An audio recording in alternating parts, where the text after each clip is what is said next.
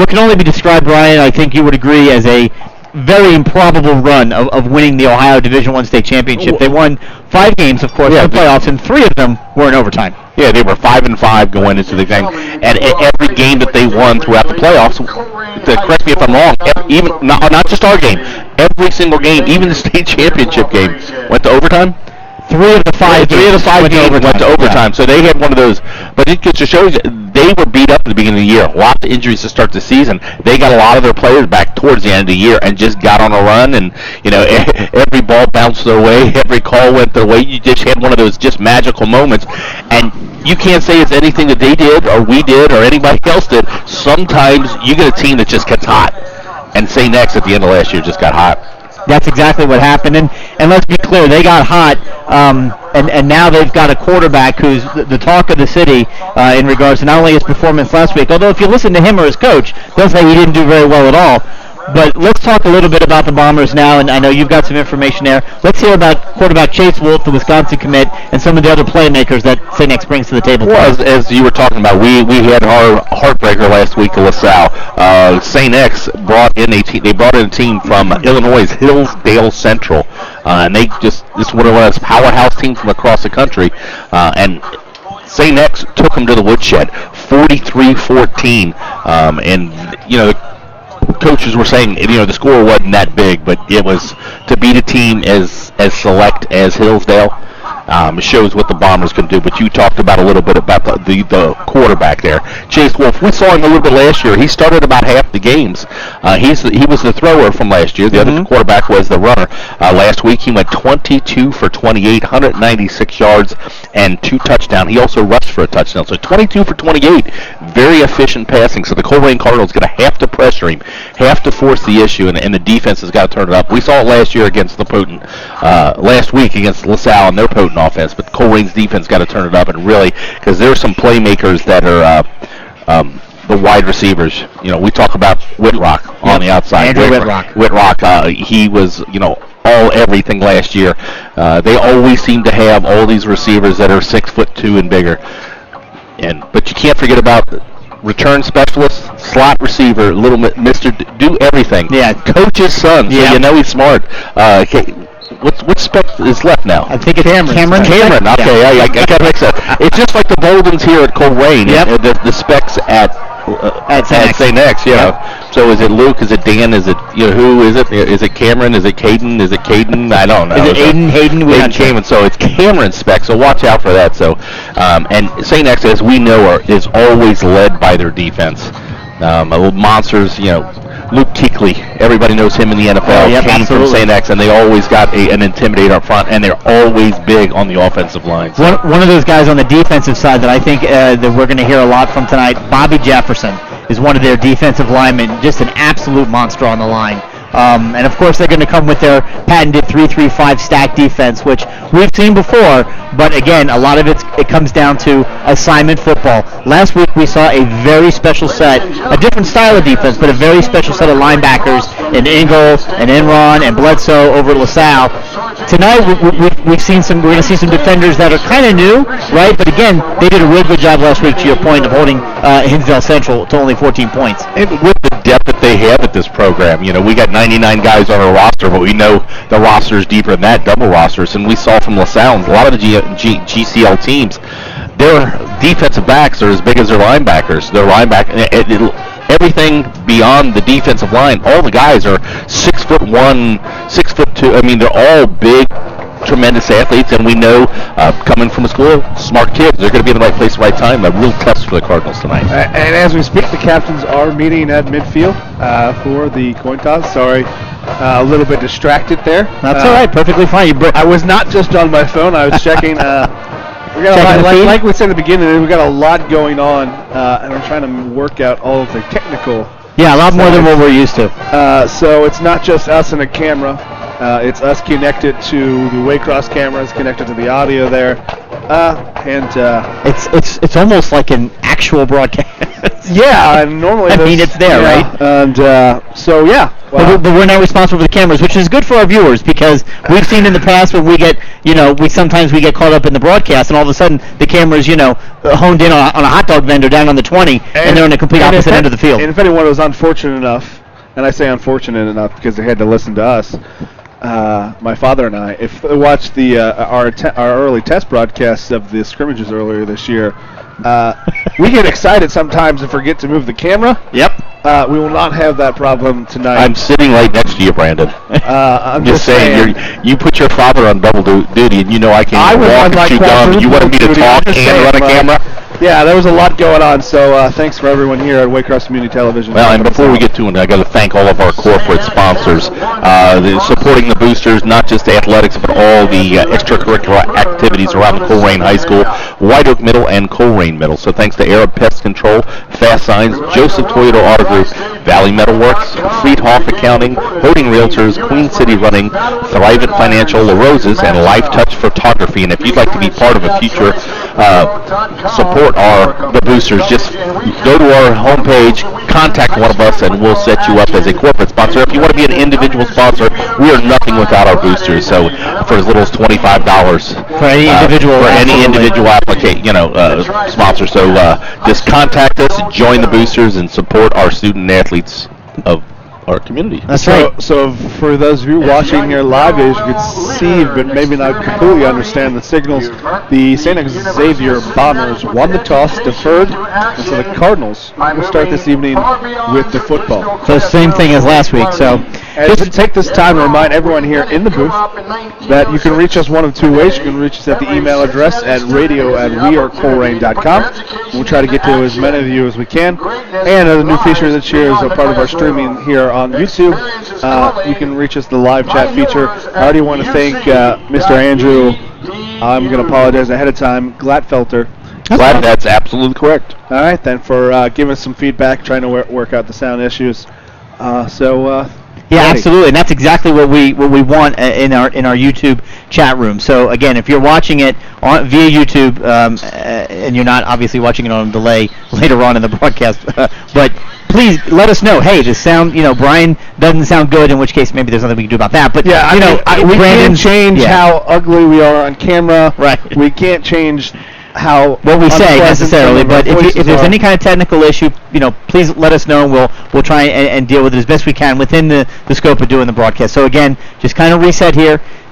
Chris Himonitis, Brian Wyatt, Brandon Wyatt here with wearecolerain.com. Chris, we have a professional, but they put the names on. Oh, I know, right? Yeah. So bringing you tonight's game, and again, have no fear. We're 15 minutes away from kickoff now. The bands are getting ready to come on. The Colerain band's getting ready to come on the 5th.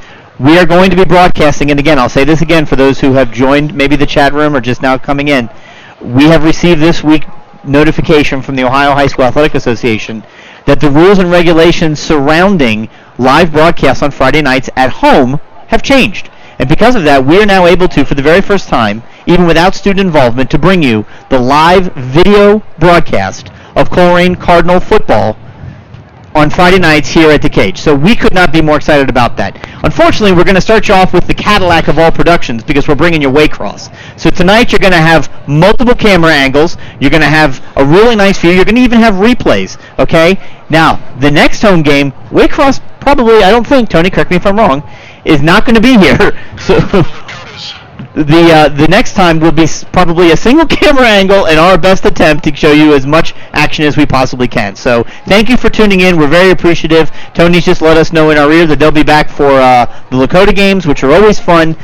So look forward to that high-quality production as well. So that being said, let's talk a little bit about the Cardinals. We previewed St. X. Let's talk a little bit about Colerain. Now, last week we had senior quarterback and captain Gunnar Leyendecker play for the first half. Offense really struggled. Again, we give a lot of credit to LaSalle because their linebackers, their junior linebackers, are some of the best in the entire state, quite frankly. But didn't really see the movement clearly that they would want to see offensively. He kind of banged up his shoulder a little bit, and then in the second half he got pulled for injury reasons, and Deontay Smith-Moore came in again, DSM 2.0, who we often refer to him as, and he came in and ran the offense, and we came close. I mean, we got as far as a touchdown being dropped in the end zone, but just couldn't quite pull out the victory. Tonight, we've received word that Gunnar is healthy, and he is going to start the game at quarterback. My question, I guess, to you fellas is, What kind of and of course we don't know the extent of his injury, but what kind of leash do you think the Colerain coaching staff is going to give Gunner tonight? It's week 2. And obviously, usually for the Colerain Cardinals, that big jump usually comes week 1 to week 2. I don't think there's going to be any training wheels on Gunner this week. I don't think it'd be on Deontay Smith-Moore if he's in there. But the thing is, both of these, it doesn't really matter in this case because St. X knows what we're going to do. We know what they're going to do. It really comes down to executing them and then the chess match and the play calls between Coach Bowden and Coach Specht. Ladies and gentlemen, at this time, we ask that you please rise, remove your caps. We are going to take just 1 minute now, and we're going to break away for the playing of our national anthem as played by the Colerain High School Marching Band.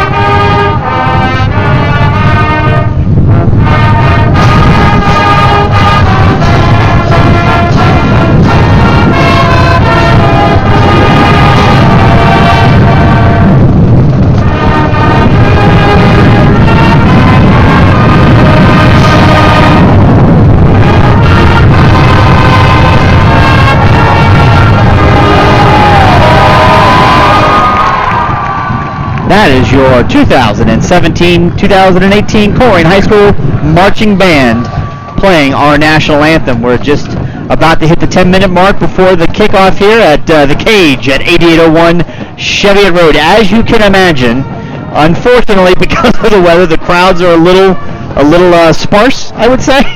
The temperature obviously has dropped. We've hit a cold streak here. The remnants of Hurricane Harvey have brought in a low-pressure system that's moved across the area and dropped the temperature down. Just because we did the weather on one St. X game doesn't mean we have to do the weather on every St. X game. The problem is we really do, right? Because every St. X game involves a weather problem.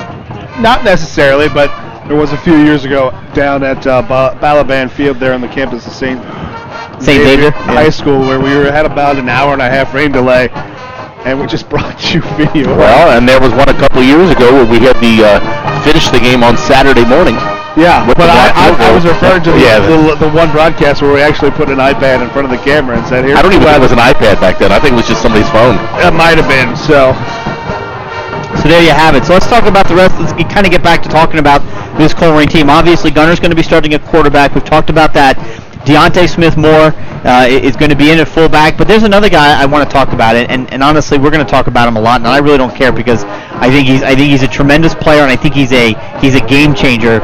Let's talk a little bit about Ivan Pace Jr. This is a gentleman who last week stepped in at fullback when Deontay moved to the quarterback position full-time. He is a linebacker on the team, plays right next to the Bolden boys.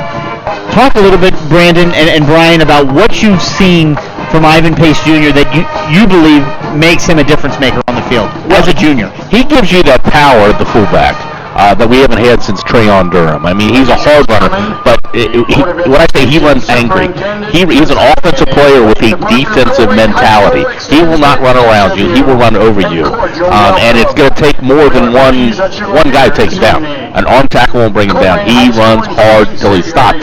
But you run that fine line. He's also one of your top defenders. We saw him last year in the playoff game. What do you have, 5 sacks, 6 sacks? The last note I had in my notes from the game was 5 sacks, so I know I had at least 5. So, I mean, that was his breakout game on defense. So you run that fine line of how much do you play him on either side? Is he an offensive player? Is he a defensive player? I say with the depth that you have at running back, you don't have a guy that's like him over there, but you want a guy like him more full-time on defense. That's my opinion. And it goes back to the days when Combs, that was always his philosophy. I'm going to put my best players on defense because it's a lot easier for me to score one or two times and then stop them every time than it is to try to get in a shootout back and forth where anything could go. And really, Coach Bolden alluded to it to us a little bit after the last game. Is I had too many kids going both ways. He's got to find that balance, and with Ivan Pace, he could be the dominant player on offense, but he's so dominant on defense that you have to use him sparingly. And it's not to say we'll see him in goal line short yardage situations, but more than likely, not more than likely, Coach Bolden wants to use him very sparingly on offense. Well, and I've always said, being the great peewee coach that I was, if a team doesn't score, they can't beat you. That's insightful. It's an important note. It is. If they don't score any points, they can't beat you. So stack the defense. They also can't win the game in that situation, but yeah. Well, these are the things we learn as we go along. Let's talk a little bit about the offensive line.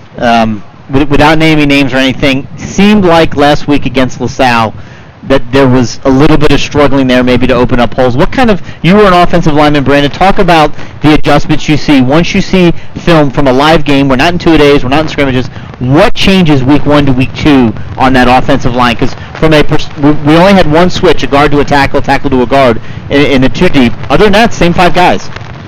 And first of all, you're going to get it's the speed and the intensity, because if you're a new starter, there's not necessarily, you can go through the scrimmage, but to play a GCL opponent, especially play to high-level Division I, there's going to be sort of an intensity that you don't realize you need to play with until it's too late, until you get into the film room the next day, and either you've lost your spot because you didn't play hard enough, or you've learned that there's a different kind of level I have to play at. Step your game up.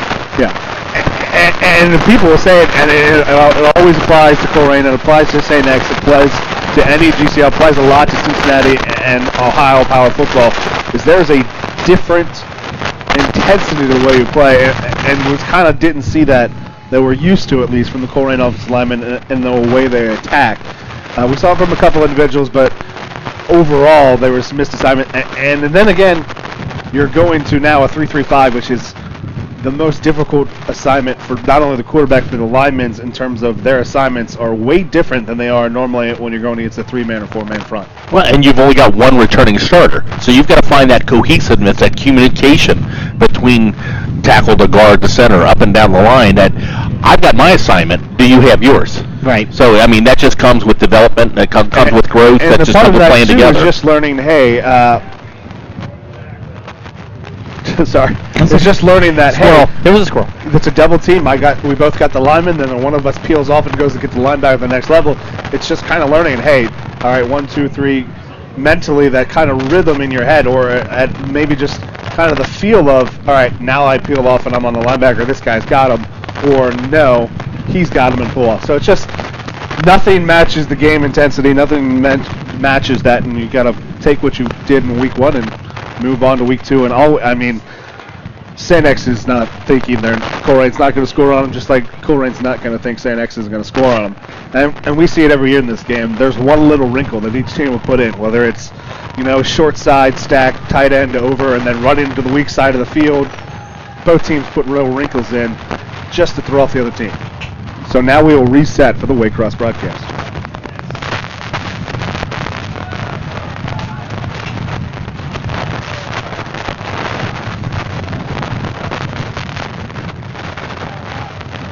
OHSAA Sports on Waycross Community Television, brought to you by Wild Birds Unlimited, your backyard bird feeding specialists on Kemper and Witten Road, 825-7777. And Neiman Plumbing at NeimanPlumbing.com, 513-851-5588.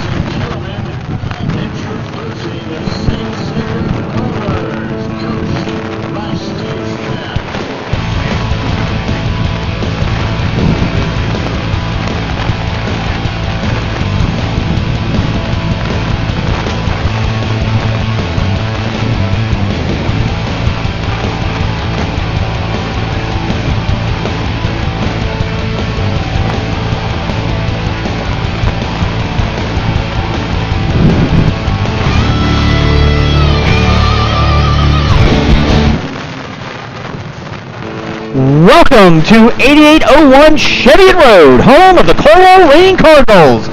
We've got Ohio High School Athletic Association varsity football action for you tonight as the 0-1 Colerain Cardinals battle the 1-0 St. Xavier Bombers. This is Chris Hemanitis with WeAreColerain.com along with Brian Wyatt and Brandon Wyatt, bringing you tonight's broadcast live from Colerain High School. Thank you so much for tuning in. We've been live now on our We Are Colerain broadcast for the past 30 minutes and very happy to be welcoming in our Waycross audience. Tonight, we've got a couple of very special guests. One of them, of course, is the remnants of Hurricane Harvey. The rain is here, and there's no way around it. It is cool. It is wet. It has so far affected the crowds a little bit, but they're going to filter in. We know that because this game is one of the absolute classics every single year, not only in the city, but it's recognized all throughout the nation as one of the best. The other special guest that I want to talk about is right there behind head coach Tom Bolden, and Waycross is all over it. The other night, this young man was featured at a Cincinnati Reds baseball game because he was the incredibly lucky recipient of a baseball bat and a jersey by none other than all-star first baseman Joey Votto. And tonight, his next sports duty, leading our 2017 varsity Colerain Cardinals onto the field, ladies and gentlemen, Walter Herbert. So thankful and grateful that he's here tonight. Yeah, otherwise known as Super Bubs. We've seen him all over the City Reds games. He's been at concerts. He'll all over the place. A young man is going to lead this Colerain Cardinal team out. As I said, it's an honor to carry that flag to lead the team out, and we're honored to have Walter Super Bubs Herbert here with us tonight. This young man hopefully can serve as an inspiration to a Colerain team who's coming off an opening week loss last week to the three-time defending Division II state champion LaSalle Lancers on the road in what was a defensive battle, back and forth. Final score, LaSalle 7, Colerain 3. I expect there to be a little bit more offensive fireworks tonight. However, the weather can always be the great equalizer, so you're never exactly sure how that's all going to play out. But either way, we're very grateful and thank you for all of you who've taken time out to watch the broadcast on delay, and also those of you who are watching it live on WeAreColerain.com. And there they are, the 2017 Colerain Cardinals. Yeah, Colerain coming off a loss from last week to do rival down the street 4 miles away, LaSalle. Tonight, St. X 7 miles away. So haven't had to travel too far to great competition. But, to be great, you've got to beat the great. So nothing better than football in this community from the elementary level, middle school level. These guys have played together or against each other since they were kids. Now, Friday Night Lights, Colerain High School. It's the Cardinals and the Bombers. The St. Xavier Bombers won the coin toss. They elected to defer, so the Colerain Cardinals will take the opening possession here tonight. The St. Xavier Bombers coming off of a impressive victory over Hinsdale Central from Illinois. They defeated in the crosstown showdown, played at Princeton 43-12. So we're going to keep our fingers crossed on the weather. As many know, there have been several games this Friday night that have already been delayed. They were announced delayed earlier today. This game was not, so we're very excited to keep the tradition on Friday night. Colerain, St. X here at the Cage, Friday night, Week 2 action. The Cars really need to get off the schneid and get back on that winning side of the ledger, get some momentum as they get ready to head into GMC schedule already starting in Week 2 this year, as we only have 2 non-conference opponents. And of course, we talked about that last weekend. Let me ask a question. We only had 2 non-conference opponents this year. They just happened to be the defending Division I and defending Division II state champions. So not a bad non-conference schedule, I'd say. Coach Bolden steps up to be the best. You got to beat the best. And you know what? It doesn't get any better than this. So we're teeing up for the St. X Bombers, Donnie Stock. And the St. Xavier Bombers actually ran into trouble earlier in the year. They had their main kicker get hurt, so they had a tryout, and Donnie Stock won that job. So he gets his foot underneath it, and we are underway. The ball travels into the end zone. The Cardinals will take over. First down and 10 at the 20-yard line. And by Ohio high school rules, if a ball crosses that line, it is automatically a touchback regardless of the position of the player. The Colerain Cardinals going to be in their home red, St. X Bombers in all white. And as a reminder, for those of you who are following us live on WeAreColerain.com and watching via our YouTube, we invite you to use the live chat and talk with us here in the booth. If you've got any questions or any concerns about the team or anything you want to know, just ask us. You can also let us know if you're an alum. Under center, senior captain Gunnar Leyendecker, back from a brief shoulder injury, has got him back in there, and he's got a speed pitch out wide to the right. He's going to pick up some positive yards and then get actually taken down, it looks like, for about a 3-yard loss. So it's that St. X defense, once again, that plays their assignment well. And we're going to start off with negative play from scrimmage. And that's a great play by the senior defensive lineman / linebacker Blakovich. He's committed to the University of Cincinnati. He started as a defensive end. He's kind of moved back to linebacker here for the St. X defense. So back under center now, 2nd and 12. There we go. There's a hand up right up off the middle, and that St. X defense stacks it up. Maybe a yard gained on the play. Almost back to the original line of scrimmage. It'll be 3rd and long. Good. Probably call it 3rd and 11. So as we said, the rain that tonight's going to make the ball a little slick. Not a lot of wind, a little bit of wind, but see how it affects the passing game. Which team can handle the adverse weather conditions? Tight end Luke Ponting checks out. Wide receiver Josh Hubert checks in.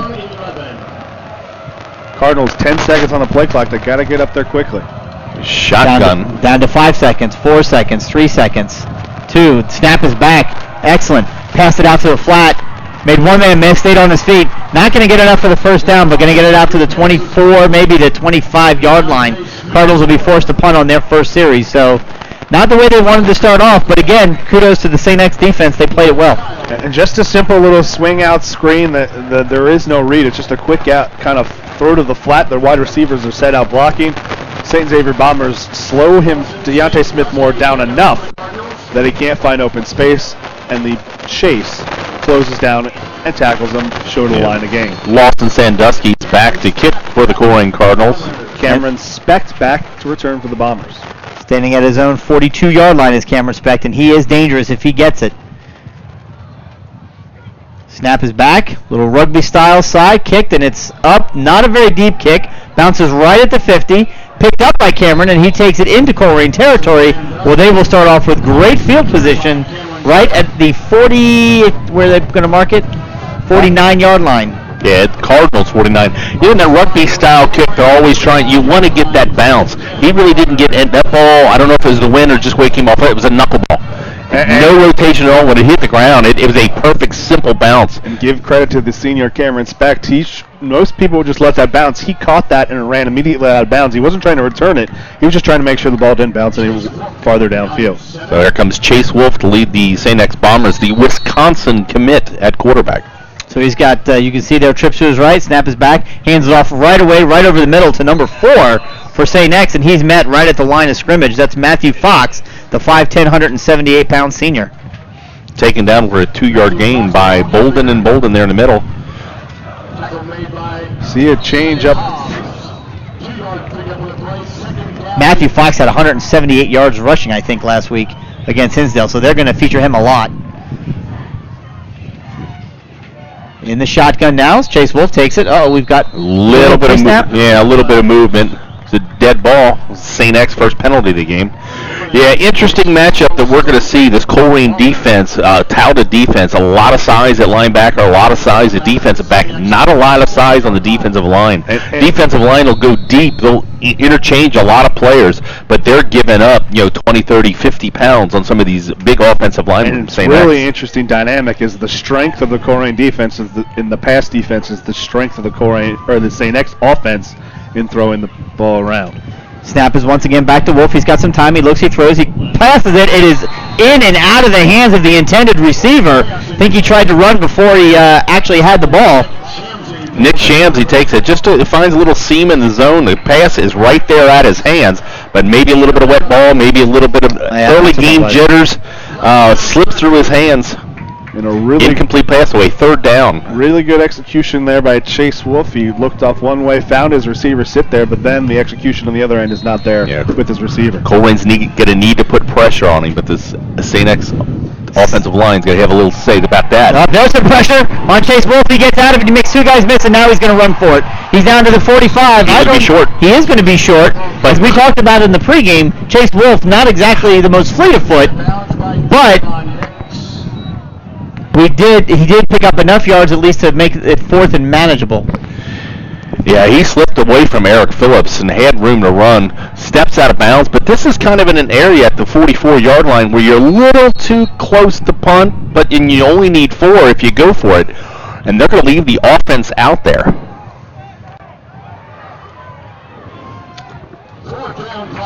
So 4th down and a long 5. So 4th and a long 5. Now, we don't know about who the backup punter is for the Xavier, so it could be a quick kick, but it is, again, a good spot to go for. Snap is back, and he does, in fact, punt it. And it's a good high punt. I think it's going to travel all the way into the end zone, and it does. So that's going to be effectively a net 24-yard punt as the ball will come out to the 20-yard line. So no harm, no foul on that. The penalty and drop pass by St. X kind of put them in a bad spot, and Colerain will take over 1st and 10 again at their own 20. Cardinals go 3 and out. They punt away. St. X goes 3 and out. Touch back again. Start back at the 20. And we're right back where we started a series ago. We saw this last week. Field position is going to play a key role in this game. Always does. Colerain starts on their 20 twice so far. St. X started at the 50. So Colerain you don't have to score, but you want to change the field a little bit in one of these drives. Up tight to the line. Gunnar Leyendecker takes it. It's a speed pitch once again. And we've got some open room there. This J.J. Davis has got it. And he's into the open field. He's making all kinds of guys miss, and he's still on his feet. Takes it into St. X territory all the way down to the 42-yard line. First down, Cardinals. Some referees are discussing something. I don't know if it's going to call back. I don't see any flags on the play. There is. There's over there by the 20-yard okay. line. They're going to call Josh Huber for a block in the back. Well, that's a momentum swinger here. Colerain makes the big run, and this is going to take him even farther back because this is going to be a spot foul. And unfortunately, I don't think that play, if we get another look here on the replay, Josh Huber's block, I don't think is necessary. It's kind of one of those right at the point of attack. It is pretty, I think clearly here, if the C3 in the bottom, going to be block in the back. But I don't know. Yeah, that's quite obviously a block in the back. But we did see a little substitution there for Colerain Cardinals. Ivan Pace in at fullback. So now it's 1st and 18. Again, no loss of down, but they are now back 8 yards behind where they were. Gunner up right under center. Sincere Jones in motion. Takes it and hands it off. Deontay Smith-Moore, and he is stacked up. Ivan Pace Jr. Oh, excuse me, was that Ivan? Maybe I should get my binoculars here. Just stacked up, picks up about 3, maybe 4 yards. So now it'll be around 2nd and 15. Not a whole lot of yards gained on that play, but a good, safe, conservative play. Well, you want to do that deep in your own territory. If you get the big play, you get the big play. But you want, with the conditions you've got, you've just got to secure the ball. So 2nd and 14, 2nd and 15, right at their own 15-yard line. Takes it, drops back, looks a pass, and falls down. Gunner fell down. He slipped on the turf and went down, and that's the kind of stuff that you're going to have to deal with when it comes to this rain. There's just no way around it. So after what appeared to be a huge run for a first down in the St. X territory, Colerain finds themselves at 3rd and an incredibly long, facing them on their 2nd offensive series of the game. You know, you don't have the mud as you used to back in the day when on these rainy conditions, but you do have plastic grass. You get that surface, and it is slick unless you get set properly. So that's another big loss, a 3rd and we'll call it about almost 20. Yep. Ball in it is inside the 10-yard line. So they're going to have to call timeout here because there's 3 seconds, 2 seconds, 1 second left, unless you just take the penalty. Which one could ask the question, maybe would it have made sense there just to take the penalty? Well, see Coach Bolden on the sideline yelling to one of his players. So I look, maybe he wanted a package substitution and somebody wasn't ready deep in the depth chart. Well, they switched back for the passing situation. Ivan Pace came out and Deontay Smith-Moore came back in. Either way, here early, Colerain at the 7-minute mark of the first quarter uses their first timeout. I want to take this time to remind everyone listening to us live on wearecolerain.com. You can reach us in the booth at radio@wearecolerain.com. And we have our first email of the evening checking in from Clearwater, Florida, Don Ostertag listening in. And speaking of people, Colerain Cardinals from all across the country, Chris Walker sent us Cardinal Chris down in Houston, Texas last week. Listened to us at the beginning of the hurricane. Yep. I'm not sure what's going on with him. I've kind of lost contact. A good friend of mine and a huge Cardinal fan listens every week. So, Chris, if you're listening, thoughts and prayers with you and everybody down in Houston. If you're not listening, well, the thoughts and prayers are still with you. Absolutely. And if you are listening, shoot us an email at radio@wearecolerain.com. Love to know you're all right. So 3rd and 20 from the Cardinals from their own 10-yard line. So we've got 5 wide receivers set here at Colerain. Snap is back for the shotgun. Gunner looking to pass. He's got pressure. He's just going to tuck it and run and get the absolute most he can out of it. He's going to take it all the way up to the 25-yard line. So good run for Gunner. Obviously they'll have to punt, but certainly got out of the shadow of his own end zone. You know what? He was an ankle tackle away from getting to the first down, just about 4 or 5, 6 yards short. Does a good job. Well covered downfield, and yeah, it would have been close. 45. Nice play there by Thomas Kessling. So Sandusky back to punt again. This may be kind of the MO for these two teams as they kind of get used to this the conditions and get their feet underneath them. It's only week 2. Snap is back. Sandusky's got it. He's going to roll out. That's a little bit better kick. It's high and it's going to fall right into the hands of Cameron Specht. And he moves one way, makes one guy miss. Trying to make some more guys miss, but unfortunately, Bobby Jefferson was kind of right there in his way. Big number 99. Couldn't find a whole lot of room. Still starts off almost right at midfield where St. X will take over. 1st and 10. On their own 40, we'll call it the 48-yard line. Jefferson, Huber, and Jakari Patterson. Patterson doesn't make the play, but he disrupts that initial blocker there that allows the defense to from the weak side to collapse on the ball. Alonzo Kendricks there and Huber there to make the tackle. Anything we can do to keep the ball out of Cameron Specht's hands is a good thing because he is shifty. Again, good field position for the Bombers starting at their own 48.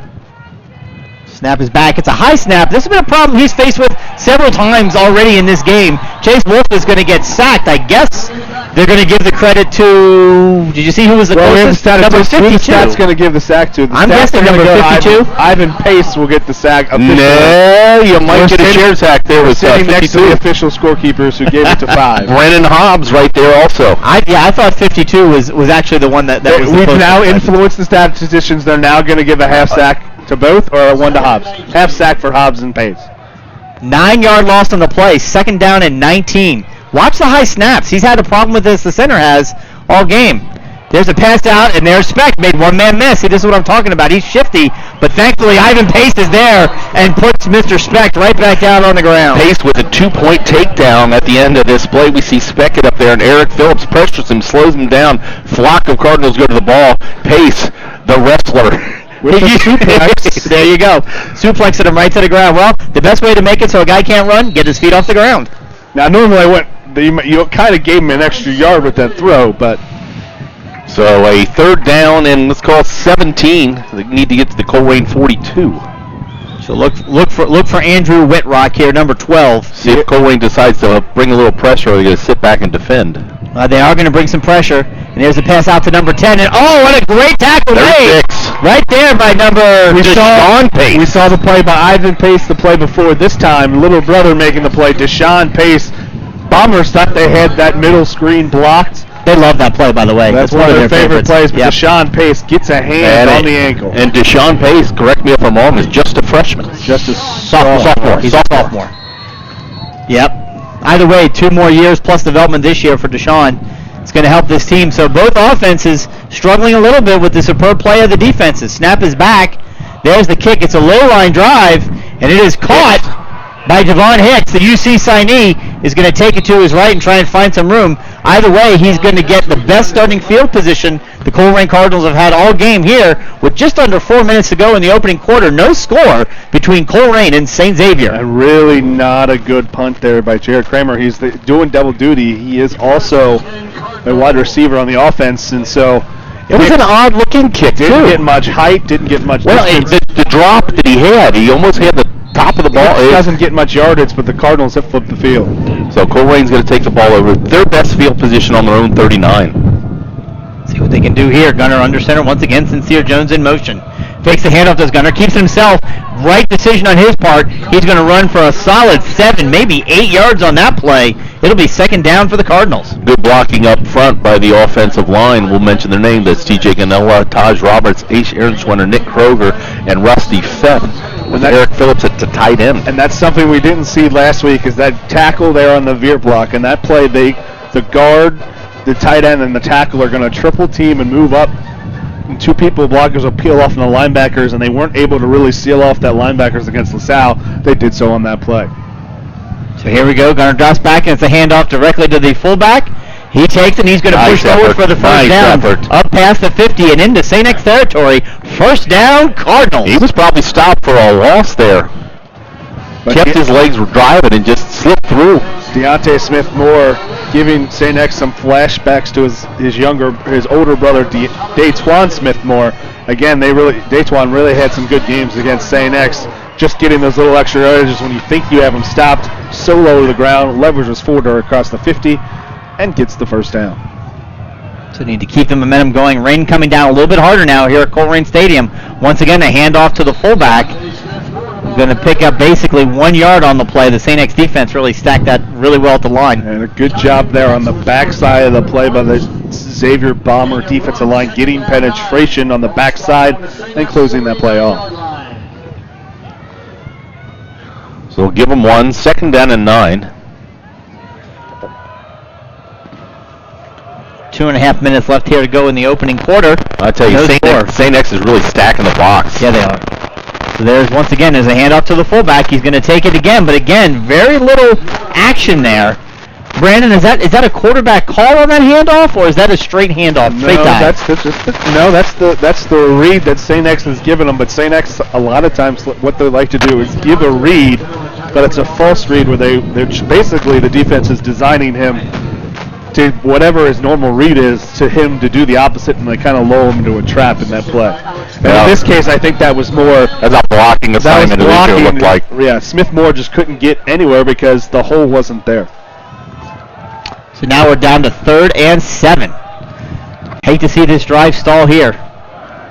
He's going to drop back, looks to pass this gunner Leyendecker, and he throws it in. It is caught. Short. It's going to be short of the first down, but it makes it a little bit more manageable. Javon Hicks, number 2, on the catch.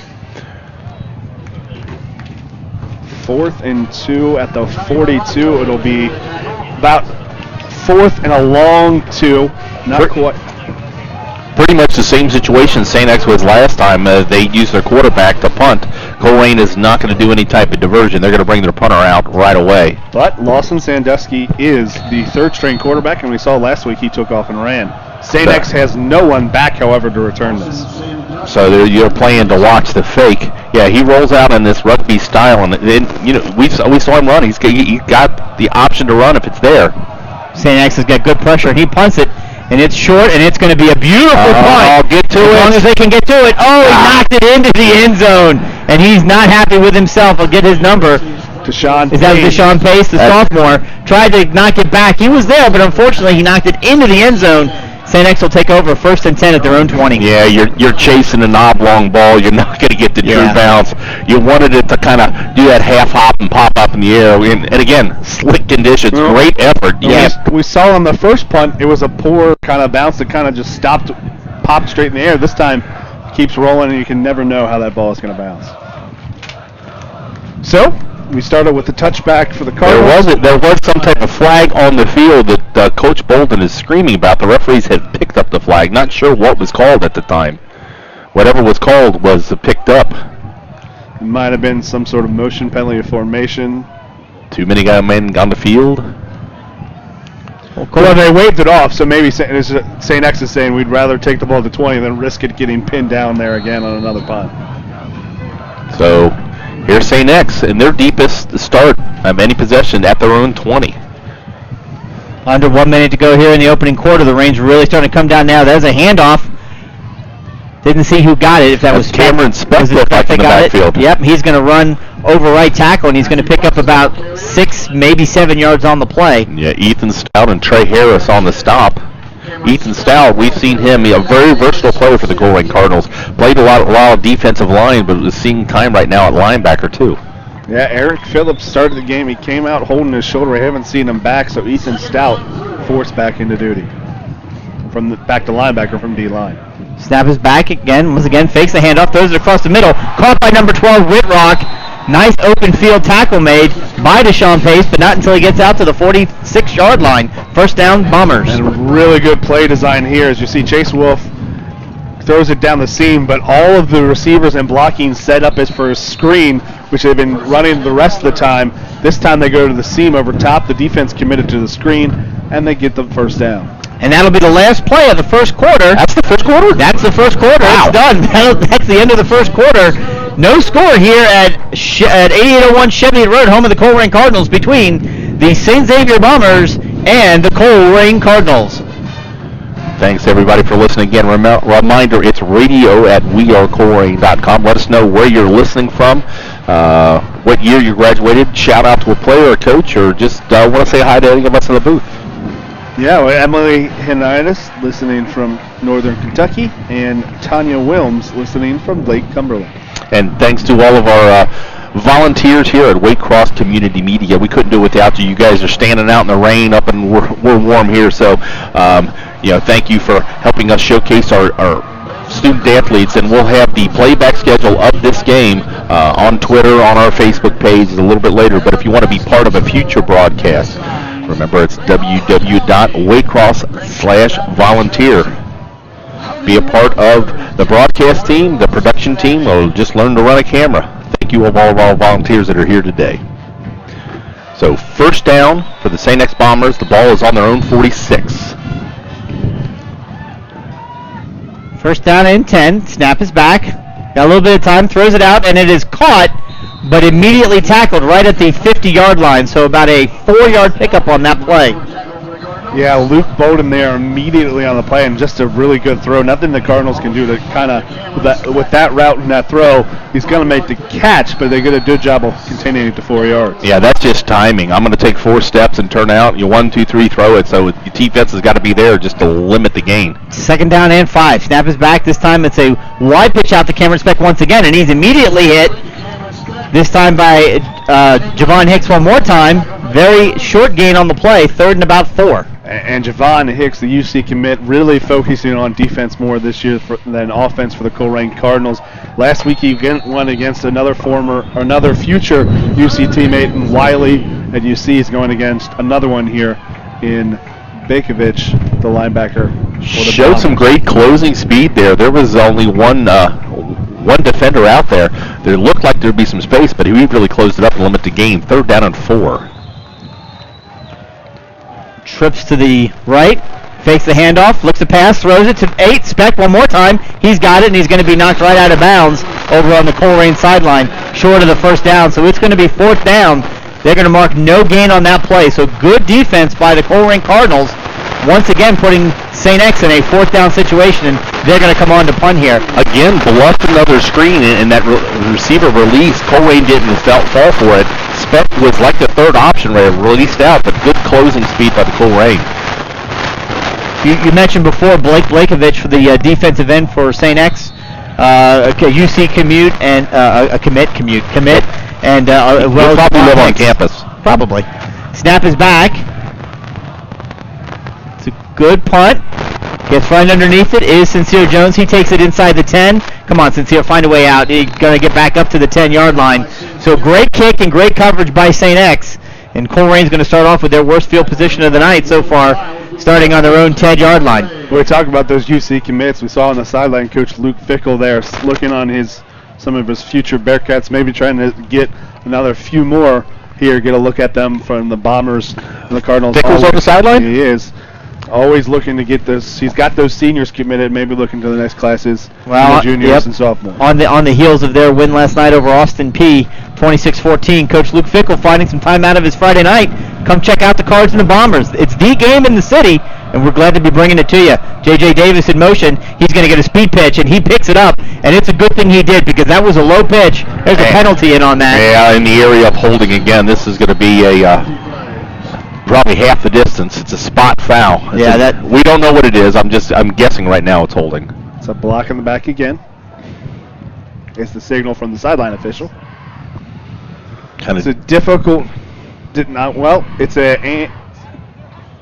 I think Specht is going to take the down here rather than the yardage. Yep, so it's moved on to the yard marker has indicated a flip over to second down. Yeah, they will take the down over any of the penalty yardage as Colerain just got back to the line of scrimmage on the play. It'll be 2nd and 10. Yeah, St. X had flipped the field there with that good punt. I don't know if you don't take that one right there. I'm a little surprised. You move them inside the 5, limits what they can do offensively. Especially you take the down away. But especially because I thought J.J. Davis was tackled for a loss. He actually managed to get himself back to the line of scrimmage. Which I don't know how he did that. That's impressive for J.J. Davis. Here we go now. Sincere Jones in motion, takes the ball, fakes the handoff to, I'm not sure who had it. I think Gunner got it, and he got pushed all the way back. Obviously, he'll get forward motion, but he's going to end up losing yards on the play again. Really well defensed by St. Xavier. Yeah, keeps himself a great play by 23. That's Rajay Bridges. Gunner hit for a 5-yard loss on that play. Listed as a wide safety, the junior 6-foot, 185-pounder. So Colerain's got themselves in a hole here. 3rd and 16, standing on their own 4-yard line. Not a great spot in my eyes. Gunner was hit about the 6, and he marked it at the 4. Well, he's going to have to find a way to get it out. There's a speed pitch. They're going to try and run wide with Sincere Jones. He's going to get it out to the 10, stay on his feet out to the 20. Down. He's going to pick up a 1st down. You ask how they're going to get it out of there. Get it out of there with speed. Sincere Jones takes the pitch to the outside, gets a great block. I believe that's Hicks on the outside. Well, I'll tell you what, we don't know how much blocking Javon Hicks is going to do in college, but he certainly got the job done there. You can see it on replay. Sincere Jones Hicks coming and around. J.J. Davis in the play, and I think that was one of the other things. There were some missed assignments up front with the offensive linemen. There were some missed assignments last week with the wing backs and trying to get the blocks downfield. 1st and 10 at their 24-yard line. Gunner takes it, hands the ball off. It's on the floor. It's on the floor. Problems again in the mesh for the Colerain Cardinals. Gunner linebacker looked like he wanted to pull that ball out. The fullback wanted to keep it. Either way, neither one of them had it. The ball falls to the turf. St. X is going to take over. First turnover deep into Colerain territory. Going to mark the ball 1st down for the St. X Bombers at the 24-yard line. And this time it's the mesh between Ivan Pace now in a fullback and Gunner Linedecker, and just some poor execution that leads to a turnover. It's St. Xavier football. Yeah, that's a fine line in the field the quarterback and fullback have to get. I take it, you take it. And Snap is back. Chase Wolf's got some time. He looks, he throws it deep downfield, and it is incomplete. He had a wide open receiver, and he just missed him. And again, the Bombers' play design used the kind of swing pass from one wide receiver as a fake to draw the safeties up and try to throw to a different receiver.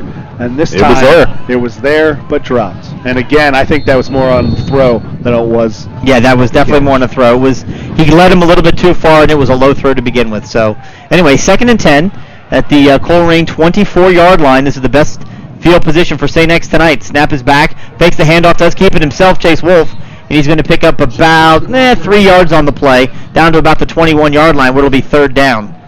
It's just simple read option, takes the dive there away, but Dan Bowden there to close it out. This is a really tough position to put your defense in. I mean, you're asking them to defend basically 20 yards and try and keep a pretty potent St. X offense out of the end zone, but they've done a great job so far this game. Let's see if they can do it one more time. It's 3rd down and 7.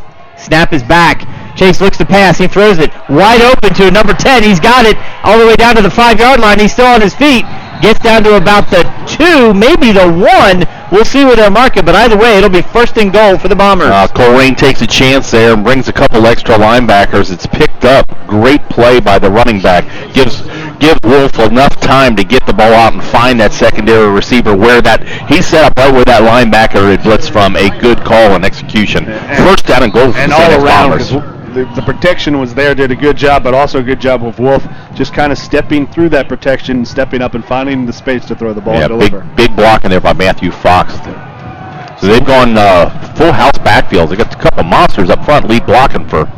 Yep, they hand the ball off. Matthew Fox. I'm not sure that he got in. We'll see. We're waiting for a signal. Short. So it's going to be 2nd and goal at the 1-yard line. They had on that line Bobby Jefferson in the backfield. a 6'3" listed as 250 pounds. And Thomas Kessling, the 6'4", 230-pound linebacker. Right to the line of scrimmage. And they're going to hand it off one more time to Fox, and he's going to take it, and he's going to take it. Not going to get it. He's not going to get it. He got Ivan pushed back. Pace with the suplex again, this time going the other way, slams him away. And this is all Ivan Pace. He had the push to go in, but Pace takes him. Trying to get a number underneath, a good push underneath by the interior defensive line, but that ball is on the shadow of the end zone. All right, I presume they can do it one more time. Quarterback sneak. Let's see, yep. Chase Will's got it, and he hands it off to number 4. And the Bombers jumped. I don't think the Bombers, they weren't set. False start against St. Xavier. And I tell you what, I don't know if the wind has shifted and where the rain is hitting our windows more, or it's completely coming down a little bit harder out there now. It's coming down harder. It's pouring outside. These young men are playing in. Oh, so excited to get the ball, Matthew Fox. He was the one that took the first step there from the tailback position. So now it's. And that gives it's a whole package substitution for the offense. That goal line package comes out, and the traditional spread offense comes back in. But from the 5, we've seen a little play action. They can run. They can fake the pass to run it. Wolf's shown a little bit of ability to run with the ball. Certainly not out of the woods yet. New running back Rajay Bridges in the backfield. He was playing safety earlier for the Bombers. Snap is back. Chase Will Scott is looking, throwing, looking to throw it deep. It's caught by number 10. I'm not sure if he got a foot in or not. No, he did not. They're marking him out of bounds. So the Colerain Cardinals staring down the barrel of a 1st and goal on their 2-yard line managed to hold off St. X. Don't allow the touchdown, and in comes the field goal. And this unit. is a big thing for St. X. Donnie Stock is a lacrosse player they brought in and had an open kicking competition because their main kicker got hurt. He's done very well, but he had 2 kicks blocked last week on poor snaps. So here in the elements, it's going to be here, St. X for the short field goal. Looking to put the first points of the game up on the board is the St. Xavier Bombers. Snap is back, hold is down, kick is up, and it is no good. Wide right. The Colerain Cardinals have held serve. Wow, you had 3 plays inside the 3-yard line.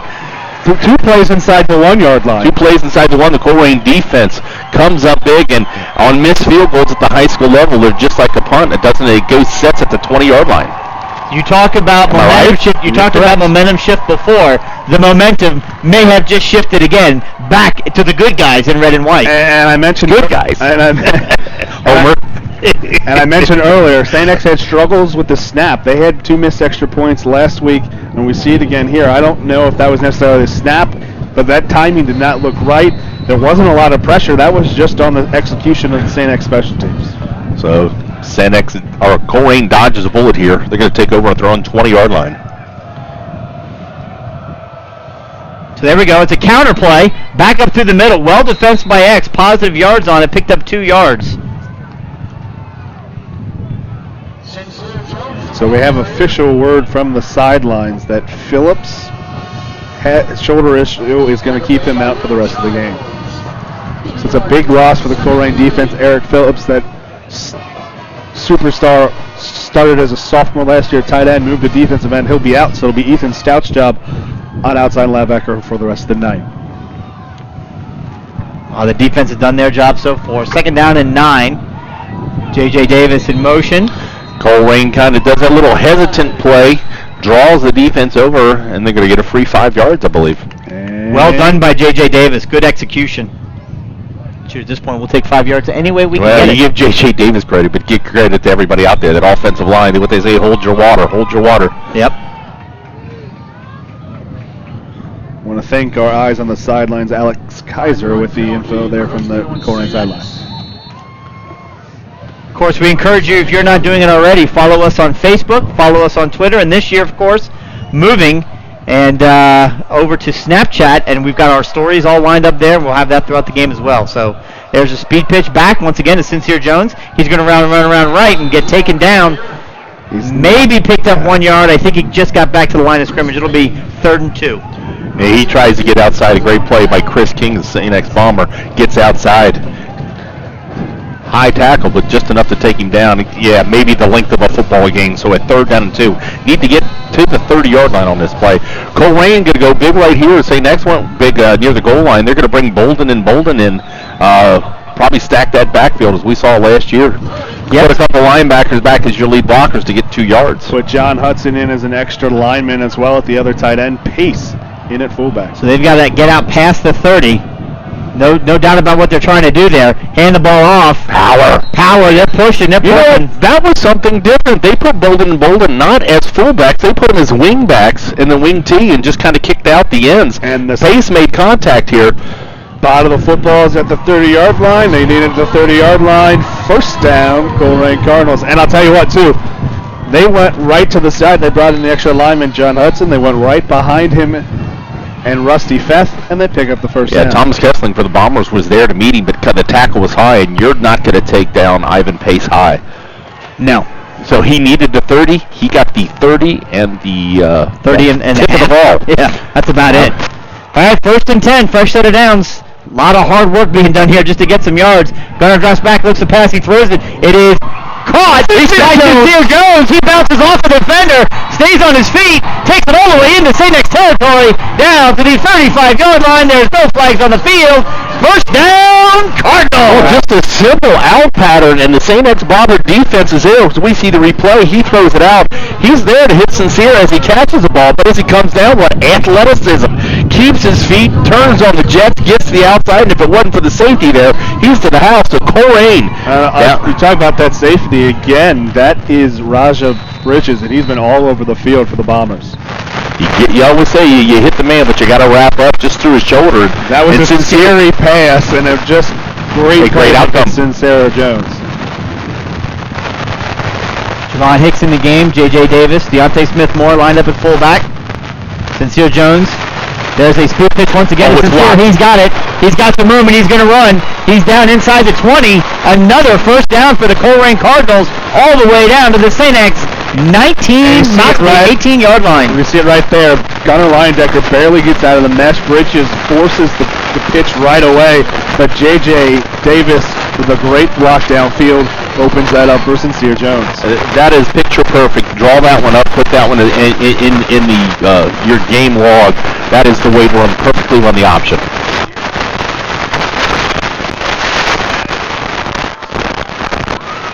Here we go, first down and 10 at the 19-yard line. Gunnar Leyendecker takes it, hands it off to the fullback, runs it right up the middle. Going to pick up more positive yards, take it down to about the 15. 4 yards on first down, we'll take it. Maybe 3 or 4 yards there, and just a simple dive. Great read, but a good job on the backside to St. X to limit that from a big gain.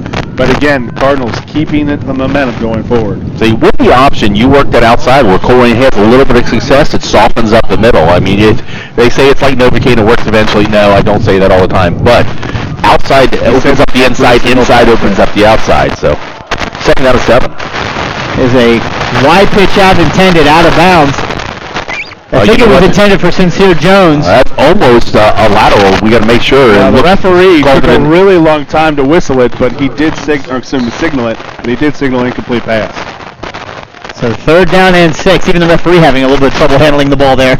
Well, both the sidelines constantly trying to get dry footballs into the game. A little mishandle there by the referee.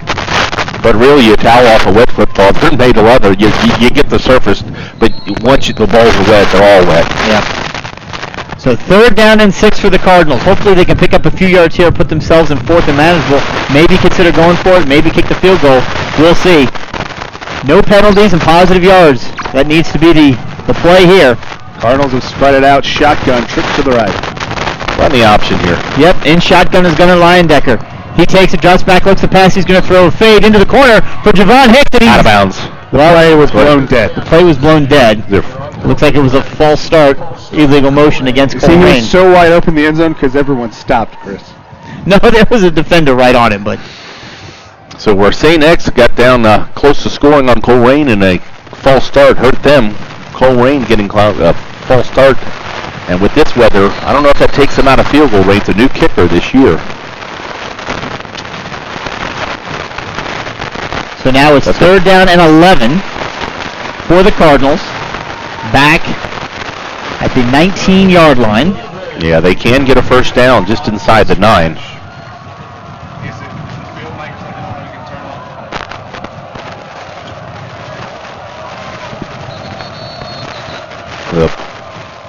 play clock again running down. Colerain calls a Coach timeout. Gordon has not been happy with the way they've been resetting this play clock the whole first half, and it's still on his staff to get that accomplished. But he get the timeout.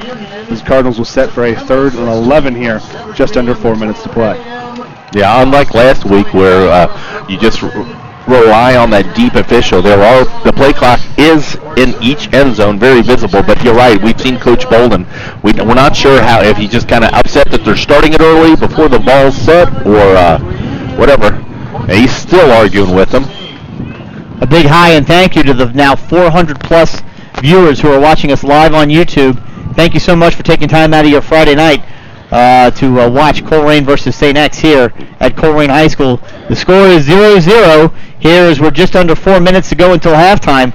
Weather has played a factor, but really the story in the first half, I think, gentlemen, is the play of both defenses. Really doing a great job stifling these offenses and getting anything going at all. And as soon as the offenses have gotten anything going, it's been one mistake either way. It was a drop pass for St. X where they had a wide open receiver. For the Colerain Cardinals, it's a false start here. They've really slowed down momentum, but the Cardinals have the opportunity here to seize the momentum and take the score. So 3rd down and 11. Deontay Smith-Moore in the backfield. Gunnar drops back, looks a pass. He's going to throw it deep into the end zone, and it is incomplete, batted away at the last second. Well, he throws it into double coverage, Aaron. It's just a jump ball. There is a flag on the play. That was Javon. Was that Javon or Sincere down there? Javon, and he was clapping when he got up, so maybe he's thinking pass interference? That was an ill-advised throw. They put basically 2 defenders on Hicks. Well, they said you went left last time trying to jump ball. This time you went right, so they double-teamed him, and they're calling pass interference against the on defense. the Bombers. And I knew before even seeing it that it was going to be pass interference for the Cardinals because Coach Specht almost threw his visor. Yeah, he took did. it off his head and it went to throw his visor. And see, that's the game a lot of people don't watch. And Coach Specht, Coach Bolden, great friends, but have a competition week to week to see who throws the. As we get a replay here of the pass interference. And he's shielding him off right there. He can't jump because he's got a trail hand on him. It's not the most egregious of pass interferences, but to the letter of the law, it is a penalty. So here we go now, back to 1st and 10. The Colerain Cardinals have it under center as Gunnar. He takes it, fakes the handoff and pitches it. Goes out of bounds for a loss of yards. Again, the water playing a factor there. Sincere Jones not quite able to get the handle on it. Well, that's close. That close to the end zone. We're not. His eyes were wide open. He saw there was only one man in front of him. What we forgot to mention and we missed is that was only a 10-yard penalty and not automatic first down. So it made it 3rd and 1. The Cardinals went unable to execute there, so it'll be 4th down, and the Cardinals forced to kick the field goal. Yeah, that's a great call. Thanks. Colerain brings in their kicker. So this is going to be a 31-yard attempt. Chris Mangold.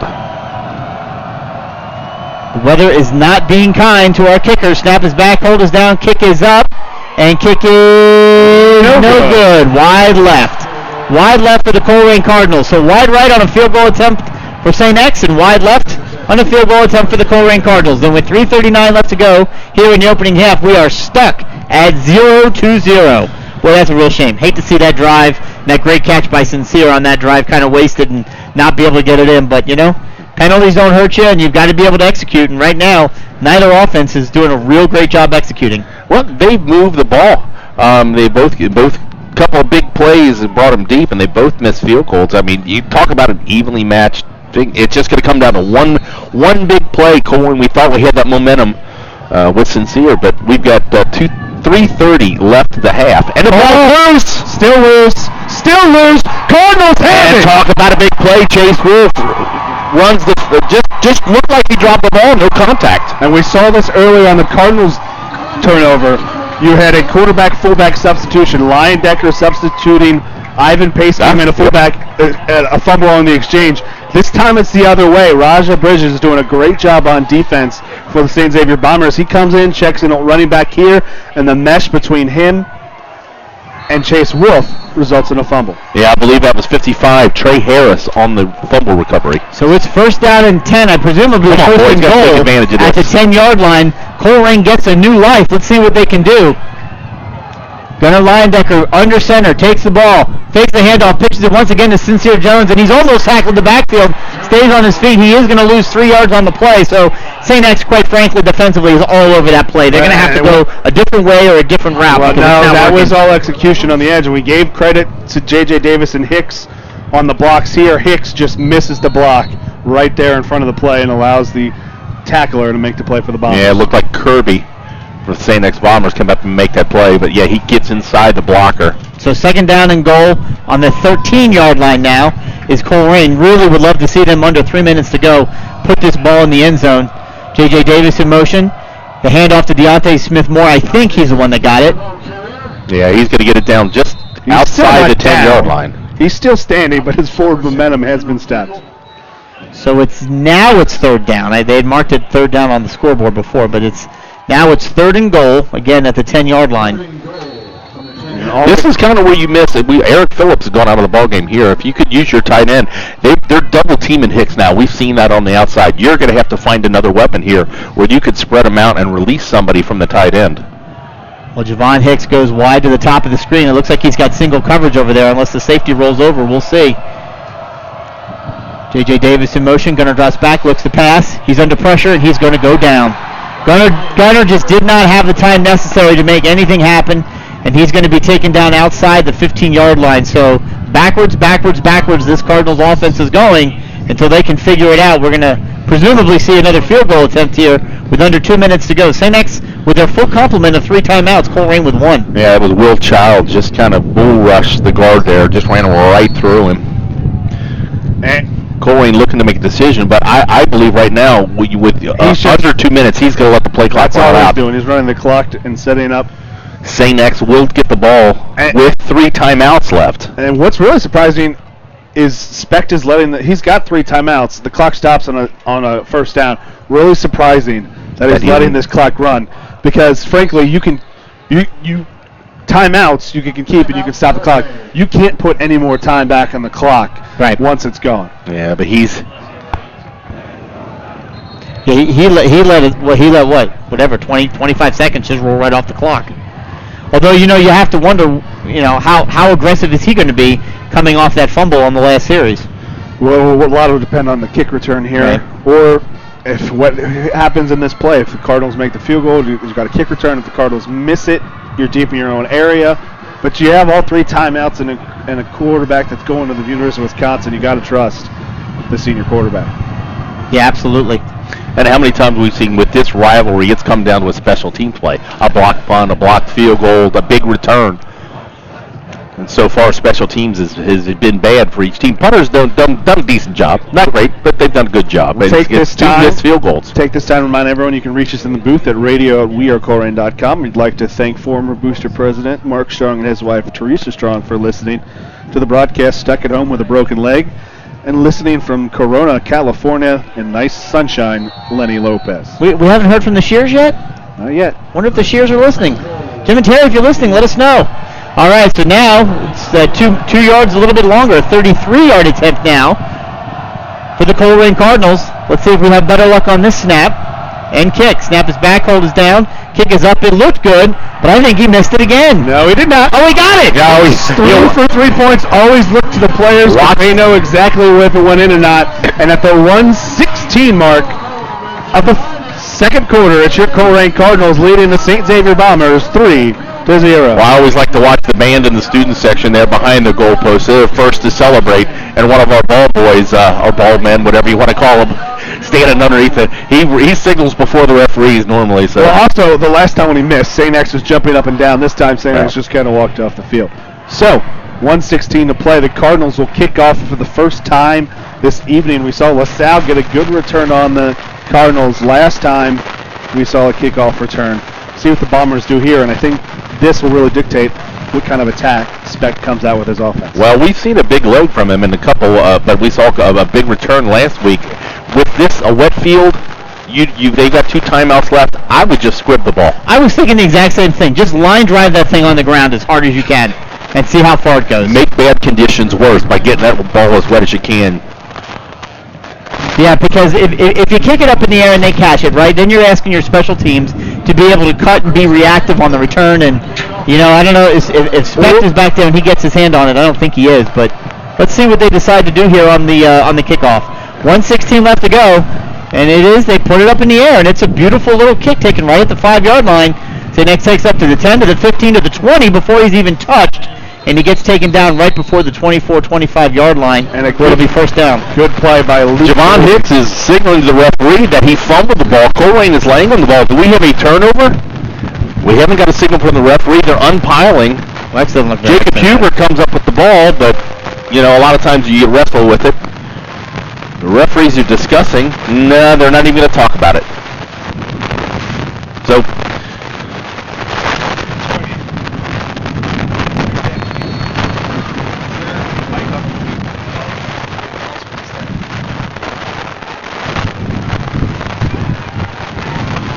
So St. X will come out with the ball, first down and 10 on the 23, on their own 23-yard line. They do have 3 full timeouts. all 3 of their timeouts. Yep. Snap is back to Chase. He's going to look. He's going to get it complete out to Whitrock.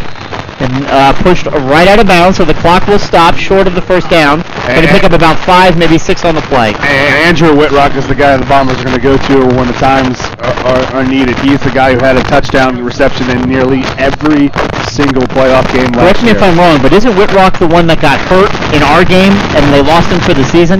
I think he was. No, he caught the touchdown pass to beat us in overtime, and then he caught a touchdown pass in the state championship. Oh, so he came back for the playoffs. Okay, because I thought he got hurt in our game. Chase's guy looking to throw, and it's deep, and it is up and picked off! Oh, he's out of bounds. Javon Hicks makes a great play, tipping it up to himself, but I believe he came down with his feet out of Gonna look bounds. here on Waycross, and Great shot. yeah, he's out of bounds. Oh, look at that. Thanks. Can you believe these guys on the camera? Volunteers. And it's just Look at that shot. It's just like the St. X pass attempt in the end zone earlier that was caught out of bounds. He had one foot in bounds, but the one that was out of bounds hit first, and therefore it's incomplete. Does stop the clock, though, 101. 3rd down and 7. 6. Right around there. Snap is back. Chase is looking for it. He's going to run. He makes it up. See, made a cut and made one man miss, and he's going to get enough for the first down all the way out to the 30, we'll say the 37-yard line. Scrambles, but the clock is running with that.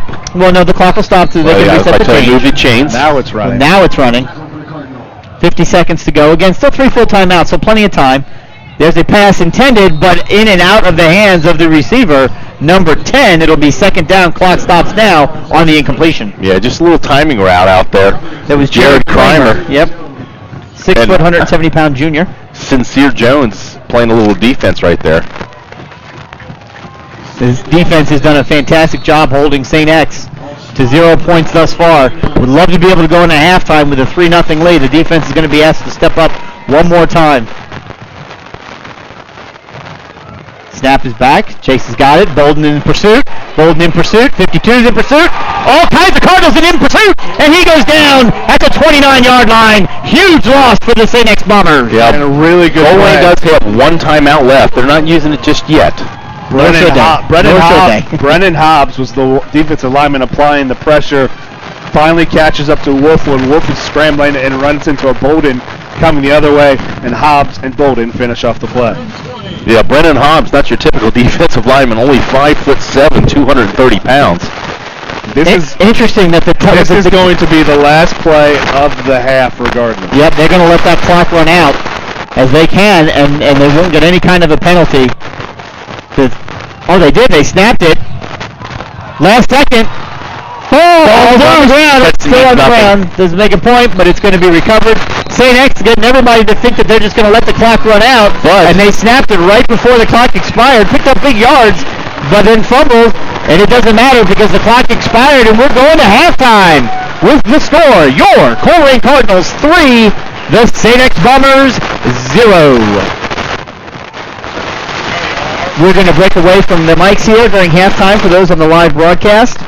Please stay tuned for halftime entertainment, and we'll be back to start off the second half with stats and hopefully some scores from the games that are being played around the city. You're listening to WeAreColerain.com and Waycross Community Television's presentation of Colerain Cardinal football.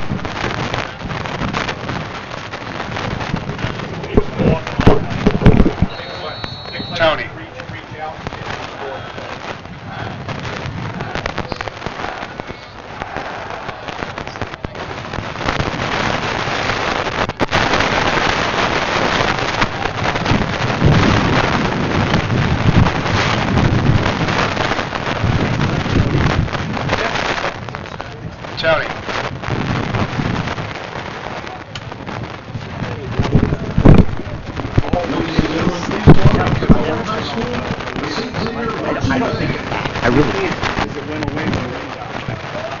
on the bottom. Tony. Is there any way we can cut the wind mic? Because all it's causing is static every time the ring goes up. I mean, leave it on for the band, obviously, but.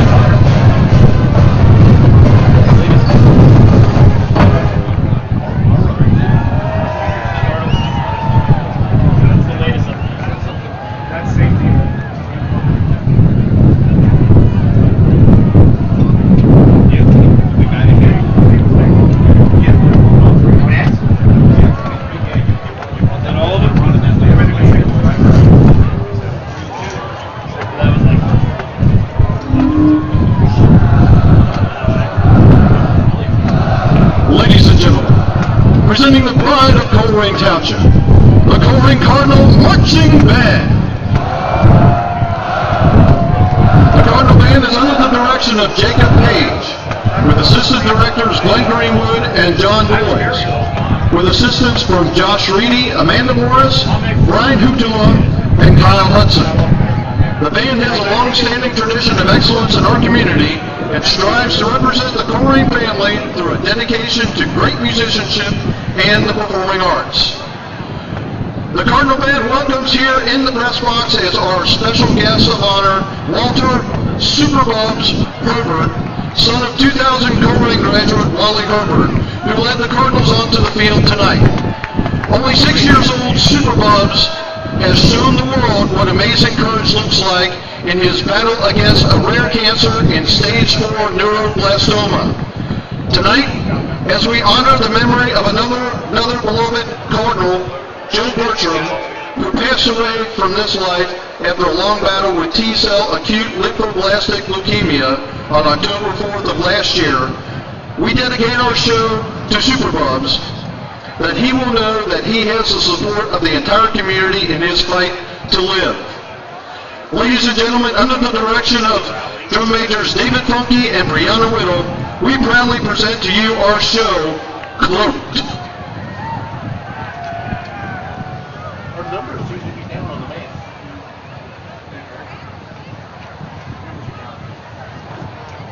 The next band is down too. He fits the model over here. For some reason, the GC never hit. They only reacted. They did the one rubber and something the other time. They just runs. Yeah. They just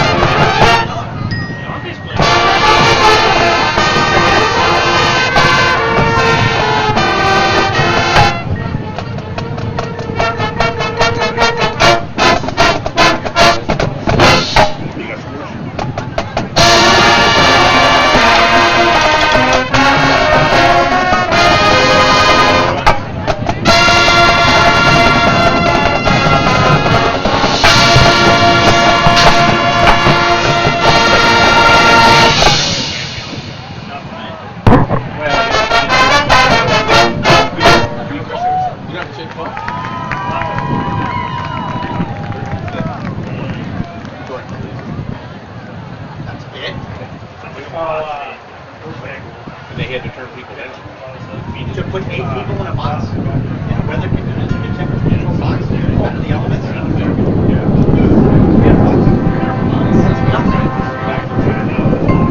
Andy, how you doing? You outside from all this? One of the first in here.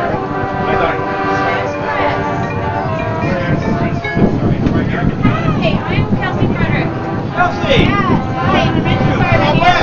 it's cold, but That's perfectly fine. Thank you so much for coming out. yeah, thank you so much. But I just want to thank you for your Did they have fun last night? Oh, yeah, it was really good. So, Excellent. yeah. Did you guys record it by any chance? Did you get a recording of it? Or did it just kind of... Parents did. Yeah, I can ask. I know that they, somebody had it. They sent it to them, so I'll find it. Well, that's you. If you want to put on. I mean, I don't know whether or not they were just kind of interjected in a couple of different segments, or if they gave them like a 5-minute segment where they talked about it. Yeah, they did.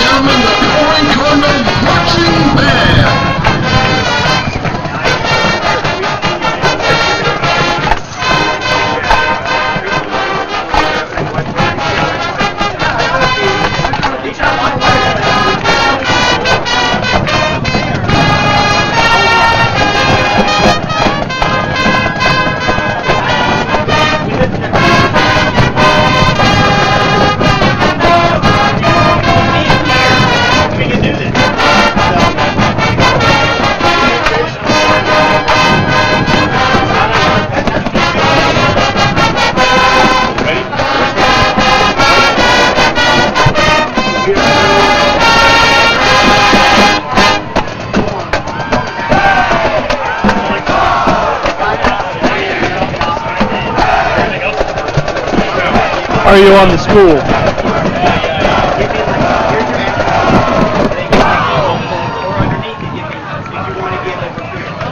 Ladies and gentlemen, the Colerain High School Booster Association would like to thank some of our corporate sponsors. I'd like to thank Joseph Toyota of Cincinnati, Langen Meats and Fine Wines, The Roses, Lifetime, Long Shaver and Company, Northwest Association of Educators, City Running, This is what defines us in life. Drive-In, Financial, Susan School Bennett, sports. It's not the outcome that matters, but the way the games are played. This message presented by the Ohio High School Athletic Association and the Ohio Interscholastic Athletic Administrators Association. Let's take a time out to talk about educational athletics. That means that school sports are an extension of the classroom. Student athletes earn the privilege of participation in sports by succeeding during the school day first before they put on the team uniform later. Student athletes prove that with better attendance records, higher GPAs, and fewer disciplinary than non-student athletes. That's what it means to be a part of the Ohio High School Athletic Association. OHSAA Sports on Waycross Community Television, brought to you by Wildbirds Unlimited, your backyard bird feeding specialist on Temporary Whit Road, 825-7 And Neiman Plumbing at NeimanPlumbing.com, 513-851-5588. In-game on Sports Bar. We encourage you to frequent them at every opportunity. All right. Follow the area's best high school football coverage this season by tuning in to the Cincinnati Children's Sports Medicine High School football tonight. On Fridays this fall, We are back here on Colerain.com with some scores from around this city. Elsewhere, playing in the GMC, Fairfield leads Northmont 15-14 at halftime. Hamilton and Fairmont tied 0-0 at halftime. Lakota East and Kings tied 21-21 at halftime. Centerville leads Lakota West 28-7. Mason on top of Withrow 20-0. Springboro on top of Middletown 7-0. Springfield leads Princeton 14-3. And Sycamore leads Mount Healthy 17-0. Elsewhere in the GCL, Oak Hills and Elder delayed till tomorrow, so there's no score. Not a lot of scores going on, but the one that jumps out at me again, from the middle of the state, Centerville. They're scoring a lot of points. Had a big win last week, and they're taking it too. Was that Lakota West? So a big one, and thanks to all of our corporate sponsors. Can't do nothing without you guys. So thanks to Aero Pest Control, Fast Signs, Joseph Toyota, Valley Metalworks, Free Talk Accounting, 14 Realtors, Queen City Running, Thrivent Financial, La Rosa's, and Life Touch Photography. So let's look basically at some stats that we're going to run through here. Pretty close games. We know 3-0 right now. Colerain leading. First downs, Colerain with 7.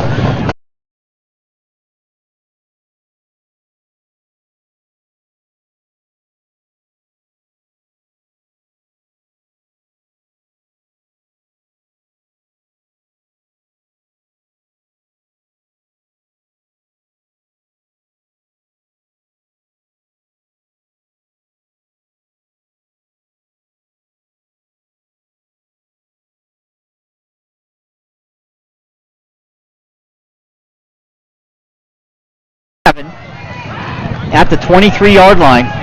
The rain is coming down. Snap is back. Chase drops back, lifts the pass. It's a short pass.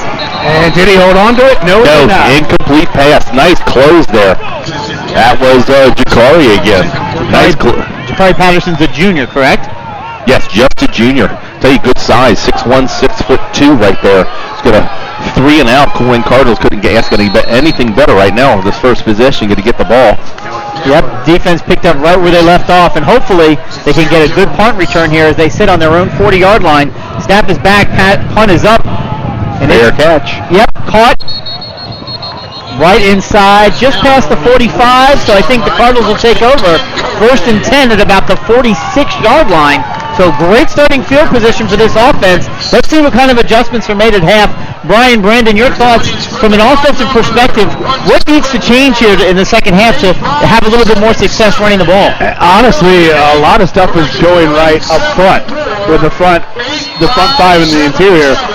Maybe some better backside blocking. What really struggled at the times, they got some open plays, was the blocking on the edge by the wide receivers and the wing backs. Got to hold on to those blocks to spring some more big runs. New wide receiver in the ball game. It's Blake Cromwell. J.J. Davis in motion. Gunner takes it, fakes the handoff, keeps it himself. Ball's on the ground. I think Colerain fell on top of it. Got a little bit low. Yeah, Gunner Leindecker's hit just for about a 1-yard gain. That ball pops loose and gets in the feet of everybody. Good blocking up front, and that ball goes forward, and luckily a Colerain Cardinal does pick it up, and you know what? A little bit of luck there, picks up 5 on the fumble. I'm pretty sure that's exactly how they drew that play up, Brian. Learn that from the Los Angeles Raiders. Yep. They gained 5 yards, and that's how it works out. So 2nd down and 6 officially on the board. Got to hold on to that ball. This rain is not going to be friendly to any kind of attempt to run the ball. There's a handoff once again to the fullback. He's still going forward. He's got his hands on it. He gets all the way up. Let's see, at about the 48, maybe the 49-yard line. They're going to get all the way down to the 46, Deontay Smith-Moore. Yep, they take him down to the 46. Makes it a little bit more manageable. A 3rd down and 4. The Colerain Cardinals got a little options of what they can do. They can run it and they can throw it here. Maybe 2-down territory, but they're going to be conservative with the ball, I would guess. Play the field position if you don't get it. Let's see here. Oh, St. X is jumping.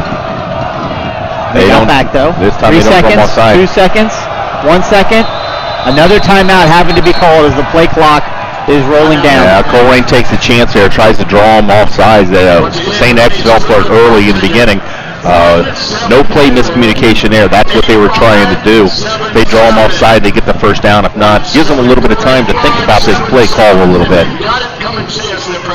So we see J.J. Davis. He goes in motion. He kind of does that stutter step, and everybody holds, but no play called after that. So Coach Bolden calls timeout, adds a play clock, gets down to 1. You hate to have to use a timeout so early in the second half, but again, on a short yardage situation, you know, where you're in your opponent's territory, it's a good timeout to take. I tell you what, the rain has kept some of the fans away. We don't have a lot of parents in the stand, but I tell you what, this student section from both these schools is just incredible. And yeah, this is going to be a sloppy. I think there were 2 turnovers in the first half, 1 for each team. I predict there'll be probably at least 3 in this half. If this rain continues and the wind continues, it's just a lot to ask to keep onto the ball. Well, a lot too, and if you can break a play, an arm tackle, the jerseys become a little bit more slippery with the.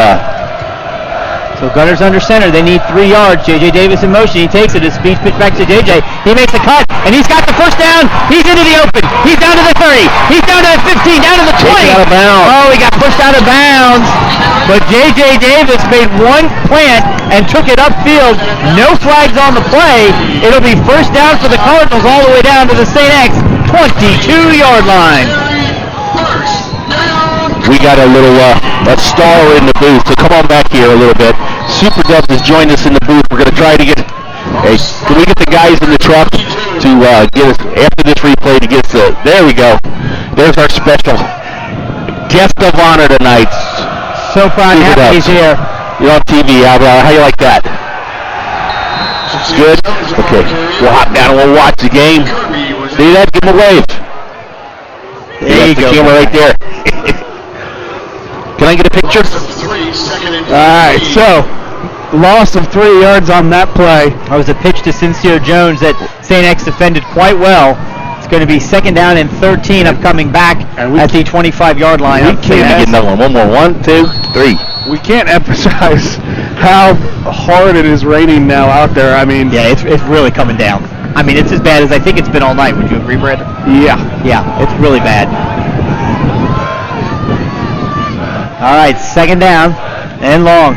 Fakes the pitch, does. Gunner got back, looks to pass. He's going to scramble. He had an open receiver and couldn't quite get to him. He's going to run it around left and try and get back to the original line of scrimmage. I don't think he did it. If he sees Hicks and has a little bit more time, good pressure up the middle by the St. X Bombers. Hicks did break loose, but great penetration by the interior of the St. X Bombers. Nowhere for him to run, nowhere for him to throw. So I think he got back to the line where they were. It's now 3rd and 13. And the Cardinals just got to make sure they do not turn the ball over here and try to pick up positive yardage. Even if you can't get the first down, you want to stay within field goal range. Yep. All right, overstack on the short side of the field now. Gunner in the shotgun. Oh, got whistles here. Is there a timeout? St. X Bombers. And St. X might have done Colerain a favor. There was really going to be a race to get the clock up, but we saw a new formation we hadn't seen all game. There, we saw trips to the boundary with a tight end there, and it looked like they were about to send J.J. Davis in motion. St. X didn't like what they saw defensively and called a timeout immediately, but it might have saved the Cardinals 5 yards on the timeout of their own because that play clock was getting awfully close.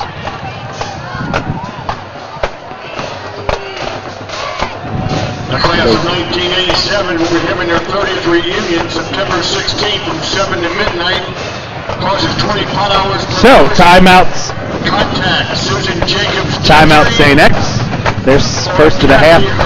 Both teams have used a timeout here early in the first half, or second half, excuse me. Class of 1987 30th reunion, September 16th.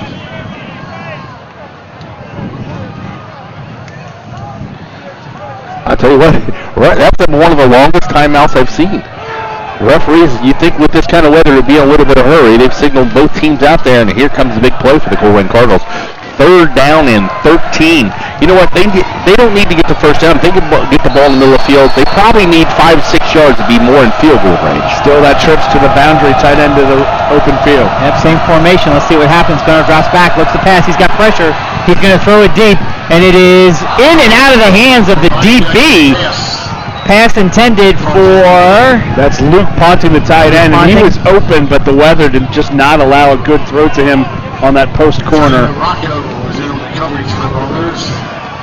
So looks like they are going to bring out the kicking team for the Colerain Cardinals. It's going to be a long field goal in these weather conditions, but we see with high school rolls, if he make this ball even reaches the end zone, it's like a punt. So he would gain 5 yards even on a miss, but you don't want to miss it. So good snap, good hold. Let's make this kick. I honestly don't know how anyone makes a kick in this environment. Well, looks like right now he's got the wind a little bit at his back. Snap is back, hold is down, kick is up. It's high enough. It is good! What an unbelievable kick by the brand new kicker for the Colerain Cardinals. Put 3 more points on the board, and the Cardinals now lead St. Xavier 6-0 with 8:32 to go in the third quarter. And we talked about earlier how St. X had kicker troubles and they had to go find a kid. Same thing here at Colerain. Coach Bowden didn't really have a definitive kid to be the field goal kicker. He went to the soccer team and he said, hey guys, I need a kicker. So Chris Mango, the player on the Colerain soccer team, is splitting duties between both teams. This is the first time he's ever been a Colerain Cardinal football player, and he is basically split time. He goes to soccer practice, he comes down for special teams, he'll go up to a soccer game, really balancing his time for the Colerain Cardinals, and he's come through 2 times here tonight, this time in very torrential downpour, big wind, connects on the 42-yard field goal, and with 8:32 to play here in the third quarter, the Cardinals have a 6-0 lead, and that's a big deal because, again, one slip, one bad tip, and it's a touchdown, and you can tie this ball game, but it means a field goal can't tie it, and makes this at least 2 field goals in 2 possessions to tie this thing up. If field goals were all they could get, the defense has done their job so far, shutting out St. X, who scored 43 points last week. So far with a goose egg tonight. It's a low line drive kick. It bounces at the 15, the 10. Did that hit his foot? It looked awful close. The referee is right there. Nobody's arguing about it. So, from here it took a weird bounce, but we're looking through rain-soaked windows as we look to kick here, and it kind of takes a goofy roll, has a backwards head, but no, did not touch him. So. Well, I understand the idea of kicking that ball kind of down in the corner area, but why do you just not kind of put it, if you're going to put it on the ground, is there that much you're trying down the middle? Well, you want to trap it down there. That's where you're kind of designing the play. Yeah, you want to funnel all the guys. Less space for them to run. Sure, but then you run this huge risk of now letting them start on the 35. It's an interesting decision. I think that you make when you make the decision you're going to kick it on the ground.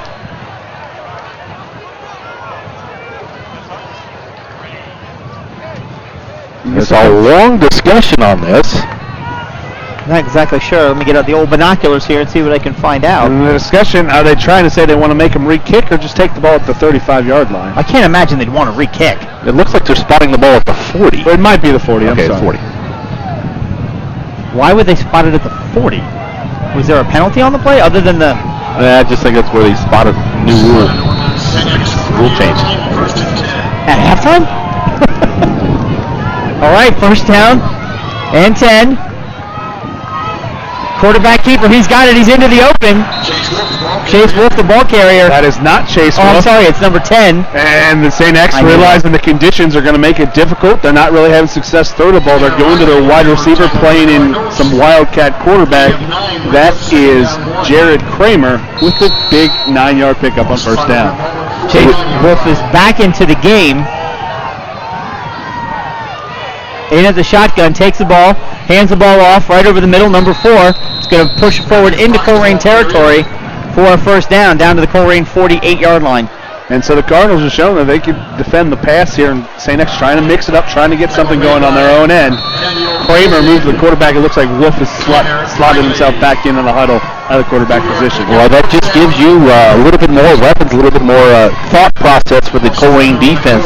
When you got a running quarterback, we saw they spread it out, leave more one-on-one with the running game. Kramer still on a quarterback. Yep, he takes it now, fakes the handoff, keeps himself, and tries to run up the middle.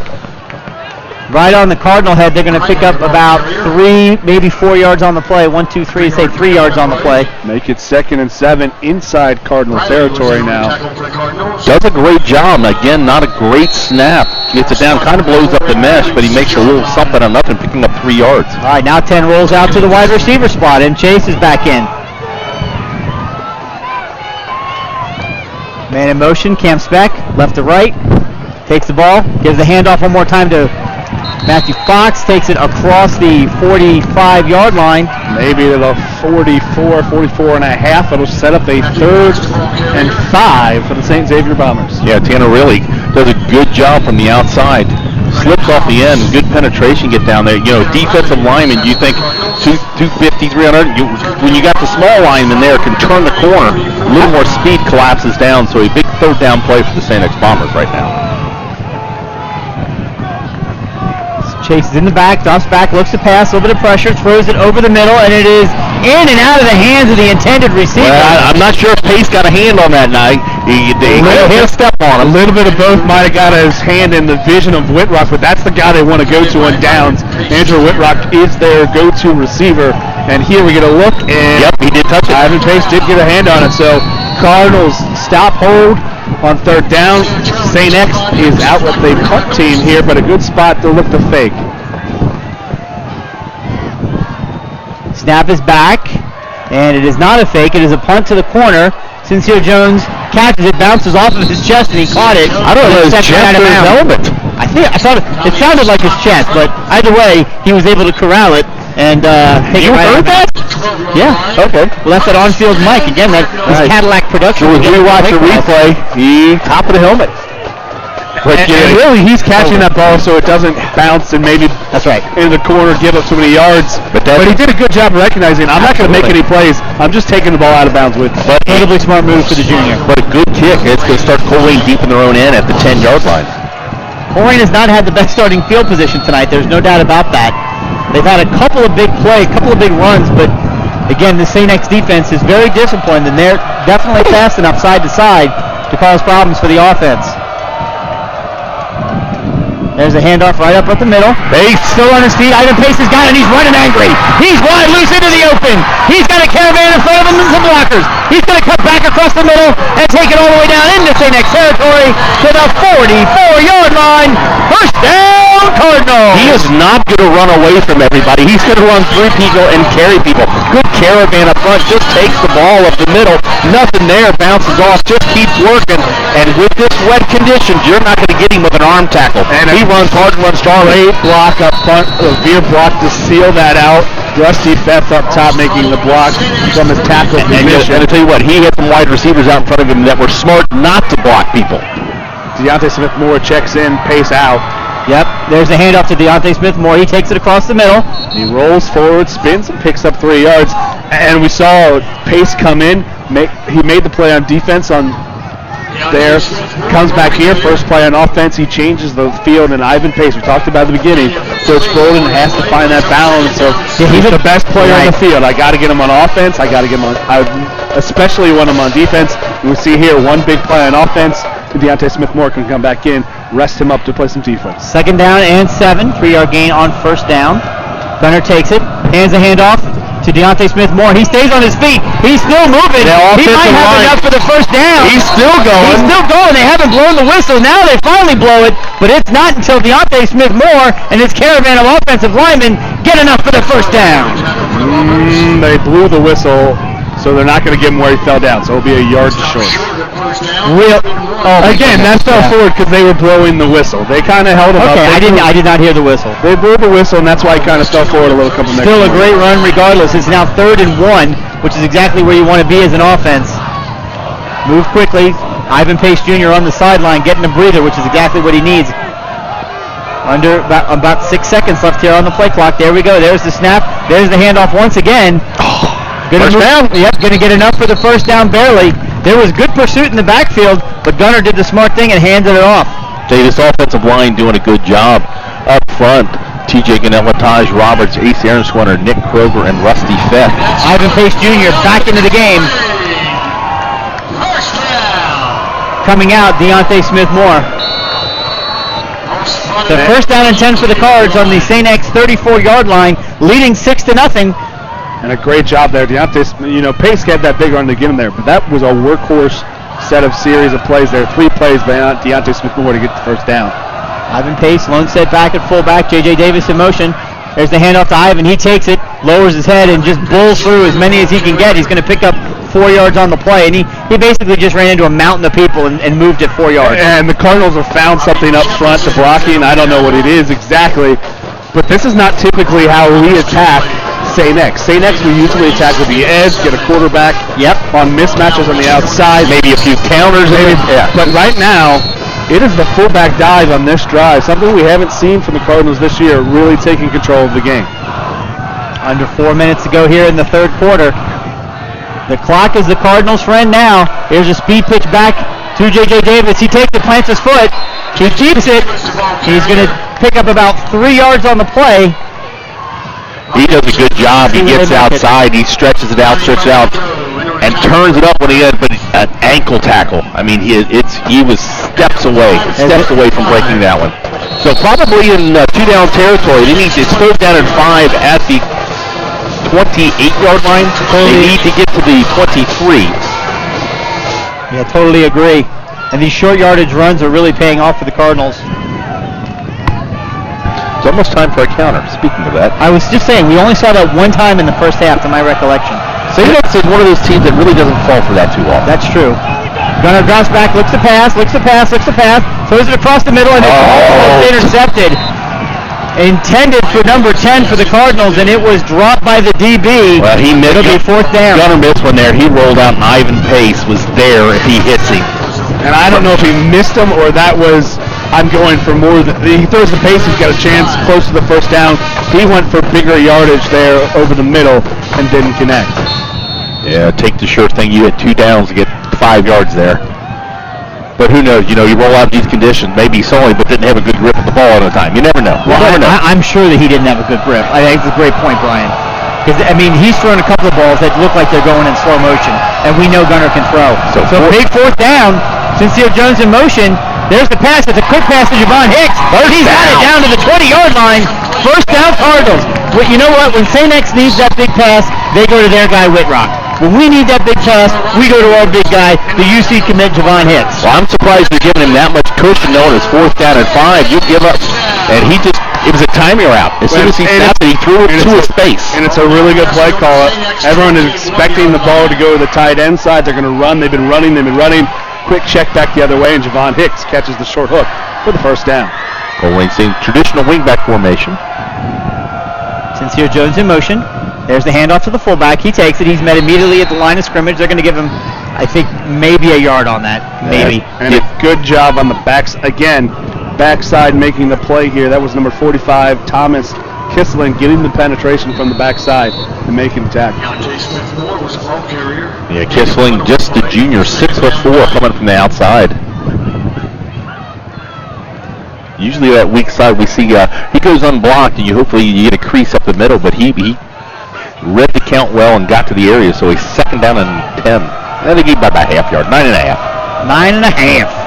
Under center, there's a counter. Hand off to Sincere Jones. He's into the open, stays on his feet, runs into his own blocker. He gets down inside the 15-yard line to about the 14. It'll be 3rd down and about 2. Great play call by Coach Tom Bolden on that. Again, there was just one tackle away. He runs into traffic right there, runs into his own man, Rusty Fett out there blocking. Gets disrupted. Basically, the defender takes the blocker into the slows him down enough. So good play. 3rd and 3, the big package comes in. Hudson comes in as the extra offensive lineman. Bolden's come in as extra blocking running back. But look, they're not as fullbacks. They're in the wings. So they're going off tackle. So there's the handoff to Ivan Pace. He's got it. He pushes through. He's still on his feet. Yep, he's down to the 10-yard line. He'll have enough for the first down. Ivan Pace once again running angry and picking up a first down for the Cardinals. Once again, they go right behind Feth and your extra lineman Hudson and Bolden, Dan Bolden, and lead it in just a simple off-tackle play to the left side. Hey, that's one of those, we're just bigger than you are on that side. You know, we've seen this big formation, and it's usually like the offset eye, and they're usually 3rd and 1 at the goal line. That was 3rd and 4, and they brought it in and said, you know what, we'll go right at you. Well, I think they're dropping. Danny Bolden has some experience at the lower levels, playing a lot of fullback and running back, so. First down and goal at the 10-yard line. There's the handoff once again to Ivan Pace. He lowers his head and takes it down inside the 5-yard line. Be smart on the outside. Yeah, you saw that. It was a little Sincere Jones finishing a block, we'll say. But Ivan Pace runs through the first arm tackle. St. X goes for the strip. You go for the strip there, you're giving up a couple extra yards. Great job covering up that ball. 2 hands on the ball. This will be the last 2nd and 4 goal from the 4-yard line. This will be the last play of the 3rd quarter. Yeah, Colerain has really come out and done a good job this quarter. They're going to have to get a play off here. 15 seconds on the clock. Plenty of time. Both teams will have 2 timeouts heading into the 4th quarter. Straight eye formation. Haven't seen this a whole lot tonight. Gunner takes the ball, hands it off to Ivan again. He's got it. He takes it all the way down to the 1-yard line, half-yard line. And with that, the clock expires. 0-0 is at the end of the 3rd quarter. It's the Colerain Cardinals shutting out the St. Xavier Bombers 6-0, and they are knocking on that goal line door one more time as they begin the 4th quarter. Again, still with only the 1-score lead, Colerain in a key to get up 2 scores right here. Big, but you know, we've seen it time and time again, these neighborhood rivalries, it all comes down to the last few minutes of the last quarter. A lot of times the last possession. But what we saw in that quarter, especially, is St. X had it, 2-3 times the clock? Twice, I think. Twice. Yeah. Colerain is taking control, and St. X can't come back and score if they don't have the ball. And right now we've seen 2 long sustained drives. One ended a field goal. This one we got 3rd and goal from the half-yard line. We'll see what comes out of it. But the Cardinals have taken control up front. You're taking 2 shots right here. You're not settling for a field goal. Field goal that does you no good. Yes, it does. It does. Possession game. Yeah. As dominant as you've been. Well, but again, your horses. Well, but keep in mind, you've got a potential. If they fumble on the goal line, somebody picks up and runs, nobody's going to stop them. 99 yards to the house. If they fumble on the goal line, we could fall on the inside. True, but I'm just saying. There's a lot of what-ifs. What ifs? But I take the field goal. But if you take the field goal, stop arguing. There is no argument. There's no argument. Stop arguing. Take the field goal. Take the possession. No, it's done. It's done. Let me finish this. He's making a comment. Even if you get stopped on 4th down on the goal line, St. X has got to go 99 yards, and they're traditionally, almost all their offenses run out of shotgun formation. They've had troubles with snaps. I don't disagree with any of that. But I'm just saying, I don't leave points on the field. But just for the quarter there, Colerain had the ball for not over 9 minutes. Just under 3 minutes of possession for the. All right, here we go. Well, and it was here we go. 3rd down. And it was 15-8 in the first half, so it's 3rd down and goal. Somebody watch the guys in stripes. They've gone big up the wings again. Hands on time to Pace. He's into the end zone. Touchdown, Cardinals! Ivan Pace Jr. for 6 points. And the first touchdown of not only his varsity career, but the first touchdown for the Colerain Cardinals this season. Comes on the first play in the 4th quarter, and they now lead 12-0 over the St. X Bombers. First varsity offensive touchdown. Yeah, Ivan Pace did have a defensive touchdown in his very first career start as a sophomore against Warren Central. But here, he set up. See, that's why we hit my son here. I remember that. It was a. I remember it now that he's. I'm not sure that it was a. I mean, it was a. I don't know how legit that touchdown was. But what? The rest gave it to him. So this drive started on your own 10-yard line. Are they going for 2?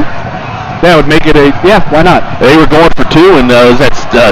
Somebody called the timeout there. Did it? That's DC Speck running around. See Coach Bolden running around. Chaos.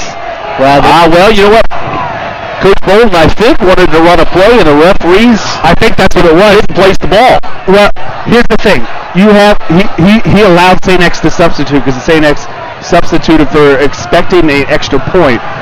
Now, granted, if the offense substitutes, the defense is granted the right to do their own substitutions. But it's an interpretation of the rule, although they're going for 2 points. Well, I don't see you doing anything different than running hard over that left side, although you don't have the big package in there. Gunner at shotgun. He rolls back. He's going to look to throw.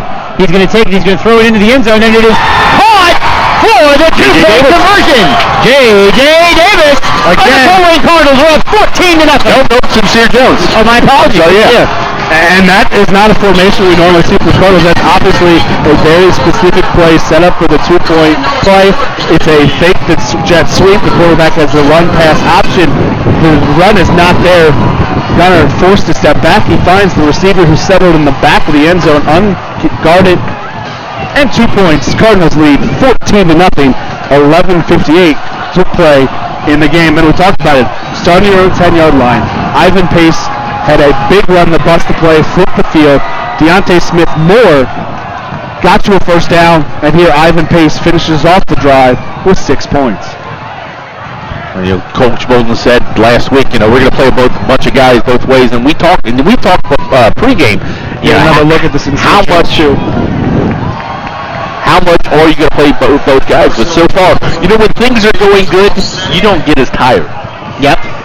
So you're saying you got a little bit more juice? You got a little bit more juice. I mean, the weather out there it's not that hot. I mean, we saw it though. We saw Deontay Smith-Moore come in and out with Pace. In the second half of the Sal game, Pace was playing the entire time. And we've seen Ethan Stout come in on defense a little bit. Pace hadn't played full-time on defense either. No, Stout is playing the whole time because Phillips is out. Okay.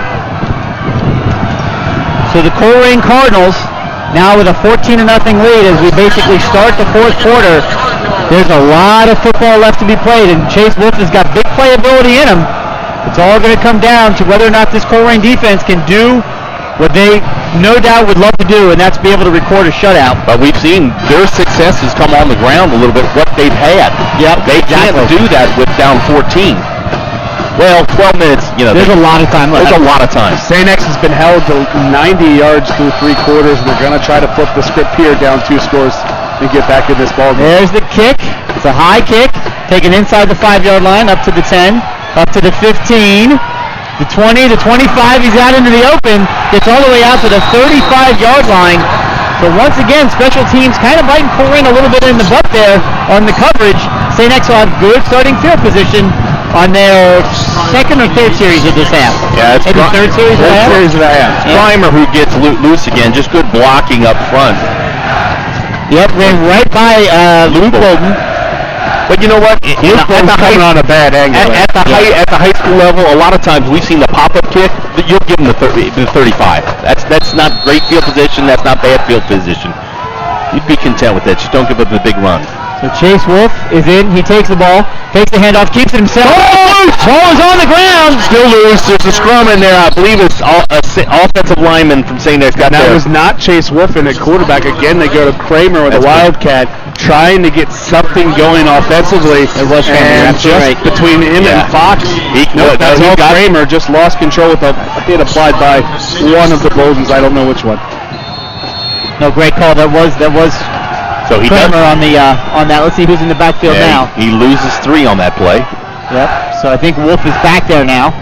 They're alternating back and forth. He takes the ball, drops, flips a pass, throws it deep, and it is almost intercepted over his intended target, number 11, and almost picked off by Devon Hicks. And we've given credit to Wolf when he's made really good throws earlier. That was not a good throw at all. Pace there, if he turns around, has an interception. The overthrow almost turns into an interception to Devon Hicks. That receiver was not open. He had Whitrock open the flat. He just missed him, and it's another 3rd and long for the Bomber offense. Yeah, Pace has got the underneath, so he's playing man on man. He's reading the guy, so he doesn't have. If he's got his head turned, he catches that. So 3rd down, 13. So Chase Wolf one more time. Back in motion. Drops back, looks to pass, a little bit of pressure, throws it across the middle, and it is bounced. Incomplete. Whitrock was there, slid as he's trying to catch it. The ball was short to him regardless, and it bounces to him incomplete. And it'll be fourth down for the St. Xavier Bombers. Yeah, just a little bit of pressure right there. Ball really didn't have a tight spiral. The Colerain defense got a little aid there on the play of the St. X offense, but they'll take it. Couldn't ask for a better situation. So Jones and Hicks back for the Colerain Cardinals. You just want to secure the ball right here. There's a high snap on the punt, and it's a low line drive. It bounces up about the 40. Sincere Jones lets it go, and he's going to get away from it, which is the right thing to do. That's a smart young man, Sincere Jones. And he does the initial smart thing. He wants to catch that so it doesn't keep bouncing, but he realizes that wasn't a clean bounce. I'm not going to get a look. I got to let it go. And it rolls out of bounds at the 23-yard line of the Colerain Cardinals, where they'll take over with 10:59 to play. And again, St. X holding the ball there for less than a minute. They've had it just 4 minutes here in the second half. Yeah, Colerain, the clock is your best friend, but you can't get too conservative right now. You got 2 scores, but you got the clock going, but you just got to... Did he just say an option offense can't get too conservative? That's what he said. You can't get too conservative. Because St. X there is nobody out on the defense outside 7 yards from the football. Handoff up the middle. Back to the original line of scrimmage. I think no yards gained on that play, but again, not the worst thing in the world. Get that clock running. The wind has picked up considerably. It's even worse than it was before. Now, the good thing for the rain is bad. The good thing for the Colerain Cardinals, the wind is at their back. Yes. So the St. X will have to not only kick into the wind, they'll have to throw into the wind as well. Well, I can't imagine anybody's going to be attempting a whole lot of throws here unless it's late in the quarter, because you just can't direct anything in this offense. There's Gunner with a speed pitch back. I believe that Sincere Jones lowers his helmet, ducks underneath 2 tackles, and takes it out to almost the 30-yard line. He's going to need about 4 more yards to get the first down, so that's where Colerain will have it, 3rd and 4 at their own 30-yard line. Does a good job, runs through the initial tackler, gets 2 hands on the ball. Nice collapse there by the defense of Thomas Kiesling. Tries to strip the ball, but a big run. Sincere Jones picks up about 6, makes it a 3rd down and 4. Ivan Pace checks back in on fullback. Do what you can here, run wide. St. X has everyone stacked in the box. Play calling a little bit more clean here. Gunner taking some ownership under center. J.J. Davis in motion. Gives the handoff to the fullback. Takes it. He's up. Going to have taken up for the first down. Yep. Second effort by the fullback. Brings it out to the 35, and that's where Colerain will get their next first down. Look at the replay. It's the 3rd effort, because in an effort to get the yardage, he kind of, second effort took him backwards with his momentum, but turns his body, gets it forward, that picks up the Cardinal first down. Yeah, the initial tackler for St. X was actually attacking the ball. If he hits him straight up, he might stop him there, but he slips off the ball and allows Pace to get that extra 1.5 yards. I got a feeling somebody's going to break one here. Maybe not on this play, but I just think on this series. You run play action right here? No, you don't run play action. You can run a counter, though. That's just hard-nosed running. Protecting the ball, Sincere Jones picks up 7 solid yards on first down. And that's one of those plays, as you see, good here, tucks right inside the blocking of Nick Kroger. That's one of those plays, if we're not playing a GCL team, that's a touchdown. But GCL schools, strong discipline, and they're good at the one-on-one tackle there. Sincere Jones had the hole, and the good job, he still picks up 8 yards. Yeah, he'll have a couple of games this year where he gets through there and there's nobody in front of him. No. So here we go now, 2nd down and 3. High formation for the Cardinals. Ryan Decker takes the ball, hands it off to the fullback, right up the middle again. Still positive yards, picking up 2 yards. Yeah, it could be about a yard short. And again, good read there by Ryan Decker, but again, it's the backside of that St. X defense. The fullback is kind of on that track, and he wants to follow that veer block and stay that way, but a good job by the backside to push that track and knock it off its rail. Yeah, Ivan Pace walking in out of the huddle, so he's going to take a play off here. Never like to see that on 3rd down, because you'd love to have him in there on 3rd and 2, but the way the offensive line is playing right now, got to feel confident they can get 2 yards here. And if not, you've taken a considerable amount of time off the clock, if nothing else. Be smart, run that clock down. There we go. So speed pitch back to J.J. Davis. He's going to take it. He's going to get caught in the backfield and taken down. They're not going to get the first down. J.J. Davis waited for a hole to appear that never did. It'll be 4th down and about 4 to go for the Cards. And that's trying to catch St. X guessing there. We've been pounding the inside. Try to catch that St. X defense on its heels and get to the outside. There's a good job staying home on the edge and a good job by the backside pursuit once that ball was forced back inside. Yeah, we've seen it a lot, that Bobby Jefferson 99 defensive end. Leighton Sandusky. Lawson Sandusky, excuse me. St. X appears to be setting up for a punt with everyone on the line of scrimmage and only one man back. A throw to the tight end would be wide open, but you're not doing it here. Snap is back, and St. X brings the house. There's the punt. It's a good punt, and it's back and caught at the 20-yard line, taken up to the 25. Taken out to the 30, and that's where St. X will take over. 6:32 left to go in the game. St. X trails Colerain 14-0. Both teams have 2 timeouts. Really good tackle there by 2 offensive players combining there on the legs. Luke Ponting, Josh Huber, and Josh Huber combining on the special teams tackle. So with 6:32, X gets the ball, and they have done little to nothing here in the second half, trying to get something going down 2 scores. Chase Wolf in at the quarterback. He takes it, fakes the handoff, keeps himself. Ivan Pace Jr. tracks him down for about a 1-yard gain on the play. Ivan Pace is going to get credit for the tackle, but again, we talk about how undersized they are. This is a great play by Brendan Hobbs and Tanner Reel, holding that line up and letting the linebackers clean the play up. Drops back to pass, he does, and it is complete to Whitrock, who takes it out to the 40-yard line, stays on his feet, although he did go out of bounds. Got enough for the first down, got it out to about the 43-yard line, and a 44-yard line. Good job by the St. X offensive coaching staff there. That was the play earlier where Wolf threw to the wrong receiver and nearly threw an interception. Yep. This time he finds Whitrock in the flat, who picks up the first down. So first down for St. X. Clock stops, of course, on the first down. Here we go. 2 receivers to the top, 2 to the bottom. Snap is back. Chase looks to pass, got some time, throws it across the middle, and it is complete. Enough for the first down. Down to the Colerain 42-yard line. Clock stops. Raymond Going to need to change with the catch. Snap is back. Not a lot of pressure on him. Pass is incomplete. Intended for number Trimer again. Kramer out there. Yeah, Yep. Trimer, just good. They went no huddle, tried to catch Colerain sleeping a little bit. Got play called after play called. So once that's set, and it's just a timing route for the out. Chase Wolf has just been a little bit off on that. Yeah, I don't know if it's the weather, because that's just a simple, I'm going to take one step, look, throw the sidelines. That play, they probably run 100 times in practice, and this time he just sails a little high. So Wolf, he stays in the game. I'm sorry. In hurry-up mode now. Chase Wolf drops back, looks to pass, a little bit of pressure. Good play by the offensive line. Danny Bowen gets around Bowen. Look at Chase Wolf running, still on his feet. Going to have enough for the first down. Well, I guess we can dispel that rumor that Chase Wolf can't run, because he just ran through about 6 Colerain defenders to pick up the first down. Yeah, we heard some from this Colerain stands. A couple people screaming for a holding, but to give credit to that offensive line, gives him enough space to get out those scrambles for the first down.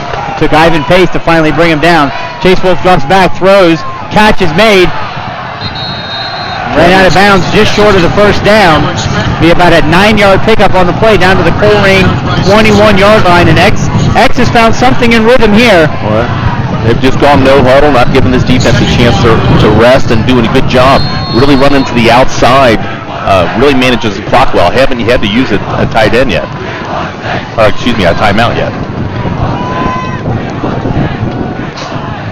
And I think so. Second down and 1, ball spotted at the 21. This is Chase Wolf's ball game now. He's got to try and find a way to will his Bombers back. Drops back to pass. Gracious throws, and it is complete to number 11, who takes it into Colerain territory even deeper, down to the 10-yard line for another Bomber first down, and the St. X offense is moving here with almost no resistance. Well, just that same play, one wide receiver runs deep, the other one kind of comes down in the flat in the open spot in the zone, and that's another Bomber first down. Yeah, Colerain's defensive back just playing a little bit loose. They'll give him the underneath. You have 2 scores. give up the 5-yard out, but don't give up the big play, and St. X is taking advantage of it right now. 1st and goal from the 10-yard line.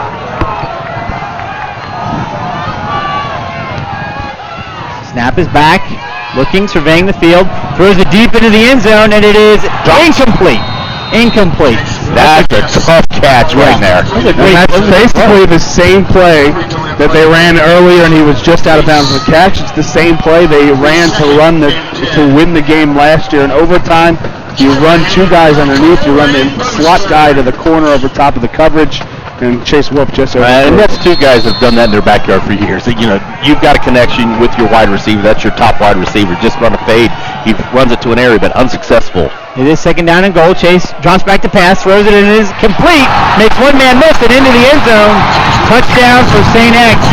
Great throw, great catch. Nifty little move by the receiver. The DB just blew right by him, kind of uncontrolled on the tackle attempt. And the same play, they ran the entire time down the field. Find that soft spot, a little clear up in the flat. This time Cameron Speck catches it underneath the coverage, makes the man miss, and he's in for 6. So the all-important extra point right here. Snap is back, hold is down, kick is up, and kick is good. So, St. X did exactly what they needed to do and what they haven't done all game, and that's drive the length of the field and put 7 on the board.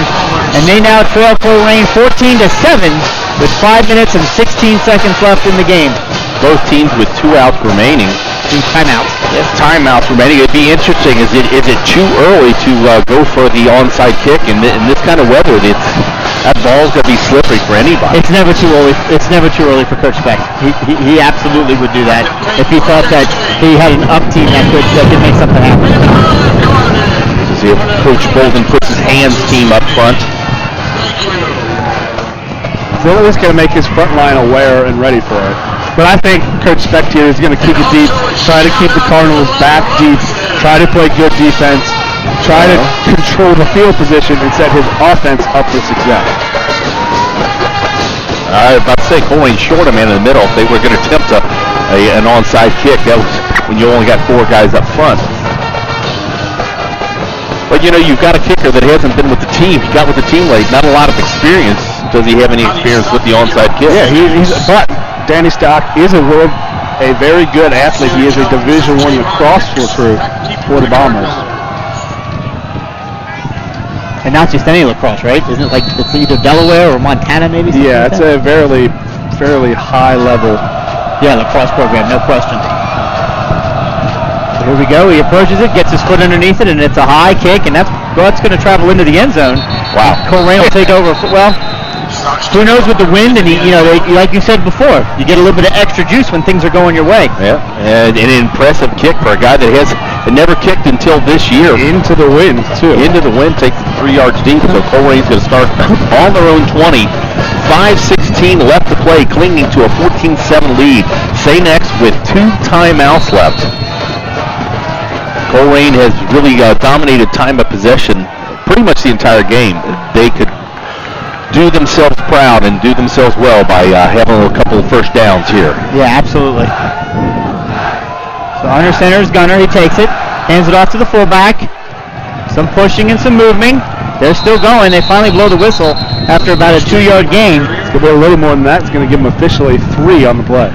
That would be incredible because the longer they let that pile move, the more that clock just ticks down. And I know St. X has got 2 timeouts, but you know, St. X having that long, sustained drive to score kept Ivan Pace on the field on defense a long time. It also kept Sincere Jones and Javon Hicks on the field as well. And Sincere Jones has been very dangerous in the backfield.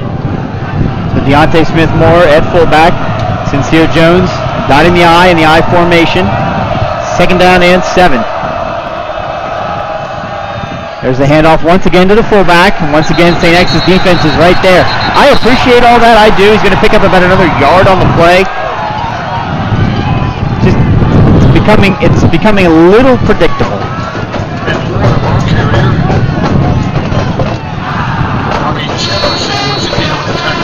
Bobby Jefferson in on that tackle. Closing in on 4 minutes to play.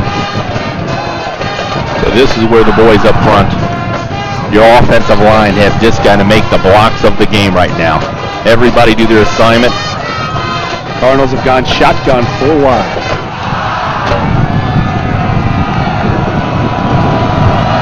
Don't expect to pass here. Gunner drops back. And he does exactly what I thought he would do, just tuck it and run with it. He's not going to have enough for the first down. Stays in bounds, though. But he stayed in bounds. The clock's going to run. And he's going to be, what, a yard shy? 2 yard shy? 4 yard 4 yard shy? Needed to get to the 30. Got about little to the 26. And a good job of the St. X defense. They knew Colerain's not going to throw deep, so they jumped on those quick routes. Cardinals looking for a little quick, little hits, little flat routes to get open. Wasn't there. Gunner linebacker tucks it down, tries to make something happen. So the X defense is there.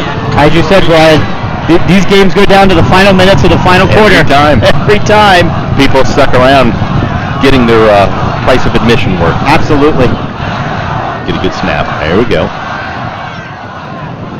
Not a great punt at all.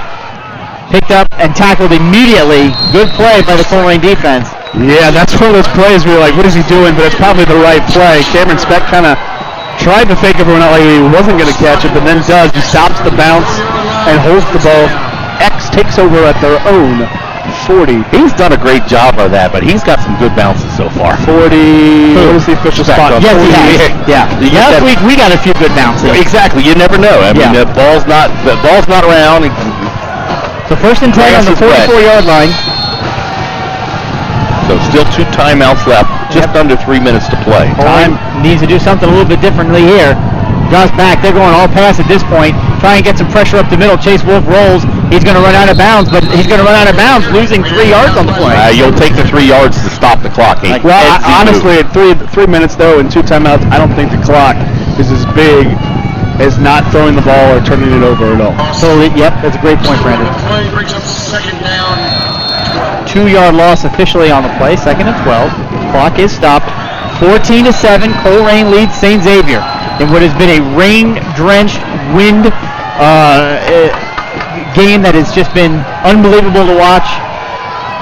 Here we go. 2nd down and 12. Snap is back. Chase drops back. It's a quick pass. Caught by number 12, Whitrock, and then tackled right at the marker, or just past it. Yeah, it's going to be first down at the Colerain 45. Just a little seam route. Just finds a little space. A perfect throw. Nothing fancy. Yep, and they're going quick. No huddle again. Snap is back. Chase drops back. Looks to pass. No pressure on him. Pass is made and caught. What a play. Another first down. This is where the big offensive line of St. X is, on these last 2 drives, has really stepped up and slowed down the smaller defensive line of Colerain. Colerain is not getting any pressure at all on Chase. Well, they've make him uncomfortable. They've gone to timing routes. It's just 1, 2, 3 throw. Yep, 1, 2, 3 drop and throw. It's another completion, another 5-yard pickup, down to about the. See, now somebody's going to ask him, why didn't they do this all game? Because time, distance, situations, they all change the way things are approached and attacked. Yep, 2nd down and 5 at the Colerain 29-yard line. 2:29 to go in the game. Again, plenty of time. X has 2 timeouts. Colerain has 2 timeouts. Good thing, though, Colerain knows that they have to get in the end zone. Snap is back. A little bit of pressure. Pass is incomplete. Over the intended target's head. Sincere Jones on the tackle and push out of bounds. It'll be clock will stop. Only 3 seconds comes off the clock. I'll tell you what, the wind picked up, and we just had a tent on the sidelines nearly blowing in the stands. Yep. Now it looks like that's the defensive tent that just got blown over for Colerain. The flags are completely perpendicular to the ground. If they're going to throw the ball, and the rain has even picked up a little bit, I can see why they've got to do these quick timing patterns. Snap is back. Chase looking to throw. He throws it. It flutters way over the intended target's head. That is all the wind. That was the wind. He threw it perpendicular right to where the wind is blowing, and that sailed that ball right over Whitlock's head. This wind is eerily like the playoff game that blew the ball around. Incompletion makes it 4th down. Yep, it'll be 4th down and 7 for St. X on the Colerain 29-yard line. And there's one of the timeouts for St. X. Uses one of his timeouts, and you can't blame him. You want to be able to save those in case you don't get it, but you can't. You got to get this first down is more important. Up over 600 viewers on the broadcast tonight. Just want to take a minute and thank all of you for listening and for tuning in. So grateful and thankful for all of our listeners. We know that there's water on the lens. There's too much rain that even if you wiped it off, it wouldn't matter. Yeah, we know there's static. The wind is so strong that it's really raking havoc with the mics. We want to thank all of you for staying with us throughout the broadcast. We had a little technical difficulties there to start, little technical difficulties at halftime, but thank you for listening live to us on WeAreColerain.com in partnership with Waycross Community Television. Bringing the elements of the game into their ears. And just a reminder, we're all volunteers here, as well as the volunteers from Waycross Community TV. So donate, join the boosters. If you like what you hear, you want to be a part of it, you want to contribute, we cannot do this without your donations. So join the boosters. Info at ColerainBoosters.com. Fourth down, snap is back. Chase Wilkes drops back, looks to pass. He's going to tuck it and try and run. Nope, drops back, looks to pass. Throws across the middle. It is caught and complete for a first down. And that's why he's going to Wisconsin. There wasn't anything there. He bought time until he finally, a wide receiver came back to him and cleared the spot. He found him. So a first down at the 17. Clock stops. 2:12 to go. 2:09. It's started again. Snap is back. Chase Wilkes got it. He throws it across. It is caught. Missed tackle. Thankfully, the tackle was made, but not until the receiver got inside the 5-yard line. It's now first and goal for St. X, and you can just feel it coming. Isn't it amazing? You just feel it happening. So, first down and goal. Timeout, Colerain. Yeah, you've got a lot of guys going both ways, a lot of guys winning. You got to settle your guys down. One thing, though, the ball spotted inside the 5 gives you a short field to work with. Those little quick out routes might not be there. There's less room to negotiate. So and that was 2 really good plays there by Chase Wilkes. We saw it in the first play on 4th down. That play was perfectly defended by Colerain initially. Forced him to scramble. He settles his feet, scrambled through it by the receivers, and he finds the open man. And then there on the first down play to get inside the goal, close to the goal line, Colerain jumped the route they've been running that whole game. They got to the flat, and he flew it into the hook route and picked up the first down. Yeah, you run those combo routes, and it gives you that option. You read safety, there's somebody that you got to read, and so far he's done a good job this second half. What we haven't talked about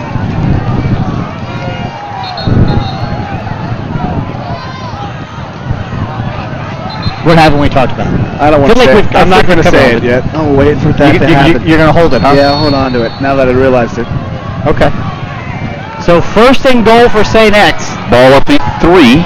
They're still in the shotgun formation. I don't understand why you would not run the ball here. Take the ball. That's exactly what they do. They hand it off to Matthew Fox, and he runs into the end zone almost untouched. And St. X is an extra point attempt away from tying this game at 14. And here's what I was going to say. St. X, 2 bad snaps last week, missed 2 extra points, and in these elements, it will be a very difficult kick for the player who hasn't played football since middle school.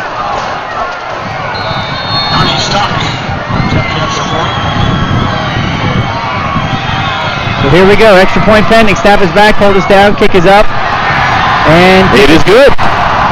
But the kid's a Division I athlete, and he puts it through for 1 point, and we're tied with 14-14 with 1:52 to play. I tell you what, I told you, Chris, these 2 teams play 7 miles apart, 2 minutes left in the game. It's a tie score. Every year they do something like that. Just very seldom. But it seems like it's always like this, right? I mean, we have the 14-0 lead, and in 1 quarter, in 3 quarters, X does nothing offensively. Nothing. 90 yards of offense in 3 quarters. And now all of a sudden, with 2 minutes left to go in the game, we got 14 points, and they drove the field twice to make it happen. How? Colerain hadn't had an offensive touchdown in 9 quarters. They put together a great drive there in the 3rd quarter. Colerain dominated the 3rd quarter. St. X comes out, and they've so far taken control of this 4th quarter. It's just amazing to me. Just the ebb and the flow of the game. It's amazing. Because now momentum is completely on St. X's side. Colerain's defense is tired. They're worn out. They've been, it wasn't one big play. It was several plays. They've got to find a way. This offense has got to find a way to come through and drive down the field and put some points on the board. And still lots of time left. So far, the return game hasn't been much for Colerain. The last couple kicks have been in the end zone. Sincere Jones and that's J.J. Davis at the back deep.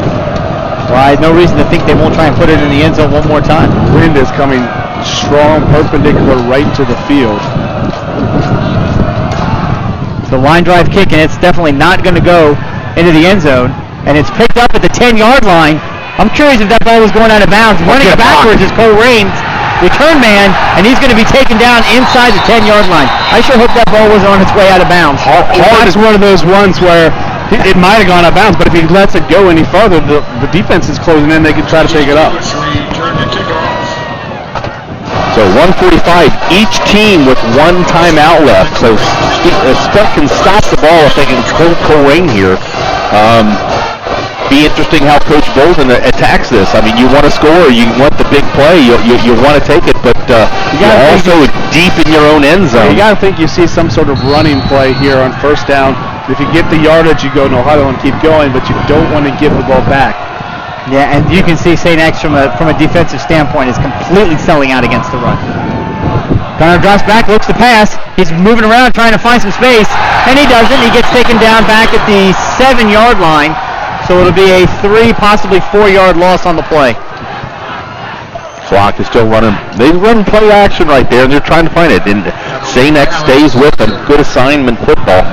Gunner does a great job. Don't force it at anything if it's not there. He takes the loss, but what they say, live to make another play. Held on to the ball, yep. So that'll take him back to the 7-yard line. Kind of get the sense here that you hang on to the ball here. Yeah. Colerain wants to hang on to the ball. Fakes the handoff, keeps it himself to Gunner, and he gets tackled for another loss back down inside the 5-yard line. At this point, if I'm St. X, I'm calling a timeout. Well, they'll wait till third down, but that's one of those plays where I don't think Gunner Leyendecker wants to make that read because he's not going to risk trying to fumble up on that. Just keep it, hold it there. Probably don't want to lose that many yards. But here they're going to go jumbo package again, bringing the Bolden, and an extra offensive lineman. They're probably just going to try to power out and just give themselves a little bit more room. They don't want anything going wrong. Are they going to try to run? They're going to run the play clock all the way down and then use their last timeout? Yeah, that's exactly what they're going to do. So Coach Bolden runs it down to 21 seconds left. And they're going to go to this formation simply because they want to turn this into a simple handoff. They don't want any sort of option, mesh, read. They don't want anything to go wrong. Just take the ball, hand it off the pace. But Coach Speck still does have his timeout. Oh, yeah, they're going to force the Cardinals to punt the ball. Unless Pace runs this ball for like 30 seconds. And we saw shades 21 of seconds. Shades of the Dayton team. We had bad snaps on the punts. I have no idea what you're talking about. Dayton, when we played the Huber Heights Wayne. Yeah, I don't know what you're talking about. I don't know what you're talking about.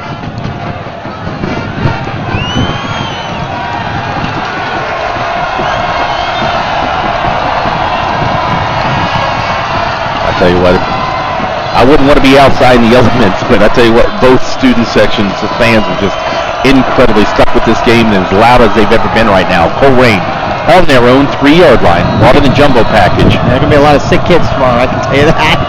The weather is just terrible.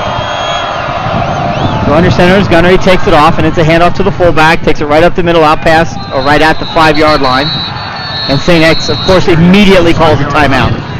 Be 14 seconds remaining. Timeout St. X. Actually, this might be the most interesting way to end this affair. How's that?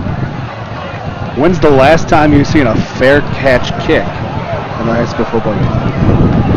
Fair catch, and they get the ball from where they're at and set the field goal. So the rule would be on a punt, if you call fair catch in high school, you can take a free kick from the spot in which you catch it. Who calls that? St. X would call that. If you call fair catch, you can afterwards say, I'm going to take a 3-point attempt here. I don't know if we're going to see that here, but there's a possibility that of all the ways this game could end, it would be weird.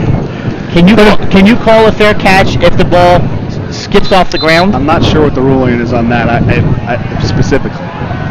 Because with our rugby-style kicker, it wouldn't surprise me. I'd have to believe you cannot. It has to be caught in the air for it to be a fair catch. Well, for me, it's not about the punter right now. It's about this long snapper, Luke Ponting. Done a good job all year. Steve Speck, we've got St. X Bombers, 2 receiver back. It's, yeah, the guy up here in front is Whitrock. I didn't get the number of the other one. Snap is back. It's caught, and it is kicked, and it is high. Clock is running, and it is caught. Fair caught. Only at the 25-yard line. 7 seconds. Do they try to kick it now? They take a shot at the end zone? Probably take a shot. No timeouts left. If they don't get in the end zone, they can't stop the clock. On an incomplete pass. Why would you? I don't. I take the fair catch kick right here. Yeah, I think you could be right. And I think that's exactly what Coach Speck is over there telling his team.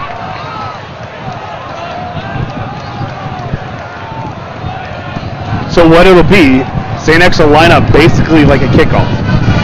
By the kickoff from the 25-yard line, if it goes through, it's 3 points. So they're going to so this is not a field goal attempt. So it's a free kick, but essentially it turns into a kickoff. So the Cardinals will have to be 10 yards back. So they'll have to be all the way back at the 15-yard line. I believe it's at 10. It might be just 5. Well, this is very interesting. This is very interesting. Just when you think truly you've seen every possible way for a Colerain St. X game to end, this happens. And if you're St. X, this is the way to do it because Colerain can't rush on this. So they basically just have to, the defense just has to stand there. Right. Now, if he misses this, Colerain can return it. Well, let's see. He has the kicking tee out. Well, and immediately dropping back into the end zone for Colerain is number 2, Javon Hicks. Yep, the kicking tee is out there. And you know what? He's almost better at kicking off as he is at the field goals. I'm sure there are tons of people in the stands right now that are very confused with what's going on. It's a fair catch, free kick. So again, this is a high school rule. So he has an opportunity. If he kicks the ball and it goes through the uprights, that's 3 points. And Colerain, to your point, Brandon, cannot rush. No, they can return this as if it's a kickoff, but they cannot rush. Or they can try and block it. They can block it from 10 yards back. So here we go. We're going to see what happens here. He's got his foot underneath it. Oh, and it's no good. Not even close. So I guess Colerain will take over. But does any clock run off that? Well, no, it's an untimed down. So Colerain gets the ball at the 20. Yep. One play. So, you know what? I've been around sports. Brandon, you called that before it happened. I only know about it because we practice it every single day in special teams under Combs. I guarantee Coach Bolden and his staff still practice it, and that's one of those weird things. Like, we do it 1 rep every special teams session. Why do we do it? Well, it's those weird situations like that. And unfortunately for St. X, fortunately for the Colerain Cardinals, it didn't work out. This is going to be the 3rd consecutive game that goes to overtime between these two schools. Isn't this fun? You know, and Colerain's got 1 deep. It looks like they're going to down this, run the clock out.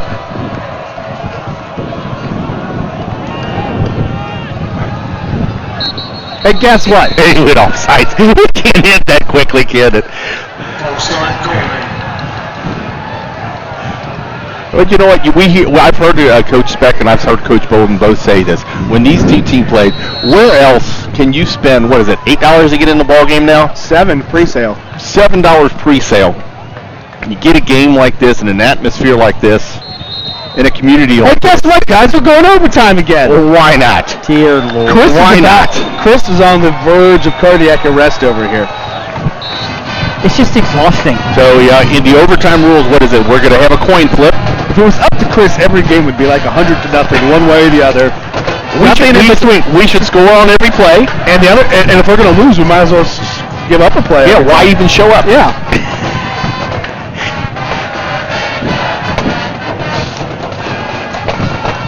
Up to over 700 viewers. $6.99. Big thanks to any maybe national viewers. I know this was a top 10 game of the week picked by MaxPreps.com. I know they've been tweeting out updates about it, so I'd be interesting to know how is that classified in the statute, because technically that's not a field goal attempt. well, the stat guys The right stat over guys here. just gave me I don't know look, so No, that was we know exactly what to do. I would have to consider that. I would consider that a field goal. what's a free kick It's a free attempt? kick attempt. It's not a field goal. But you're kicking it at the field goal. But special. We get to do all this and see a great game. But special thanks with this weather and even the wind looks like it's picked up even more. All of our volunteers that are standing out here from Waycross Community Media. Thank you guys. We see one of our camera crew out there watching the coin flip. Some of you guys are standing on the roof with cameras, and some of you guys, thank Tony Suarez and his entire crew for coming out and helping us showcase our student Couple of athletes. finals elsewhere in the GMC. Mason defeats Withrow 55-0. Centerville defeats Lakota West 42-21. Princeton falling to Springfield 21-10.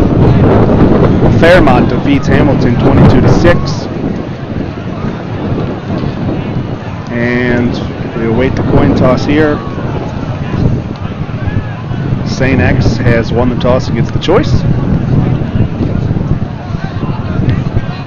So Colerain will get the ball first. Colerain will get the ball first with the, well, it's hard to say at the wind at the back. We pretty much is going left to right, pretty much across field.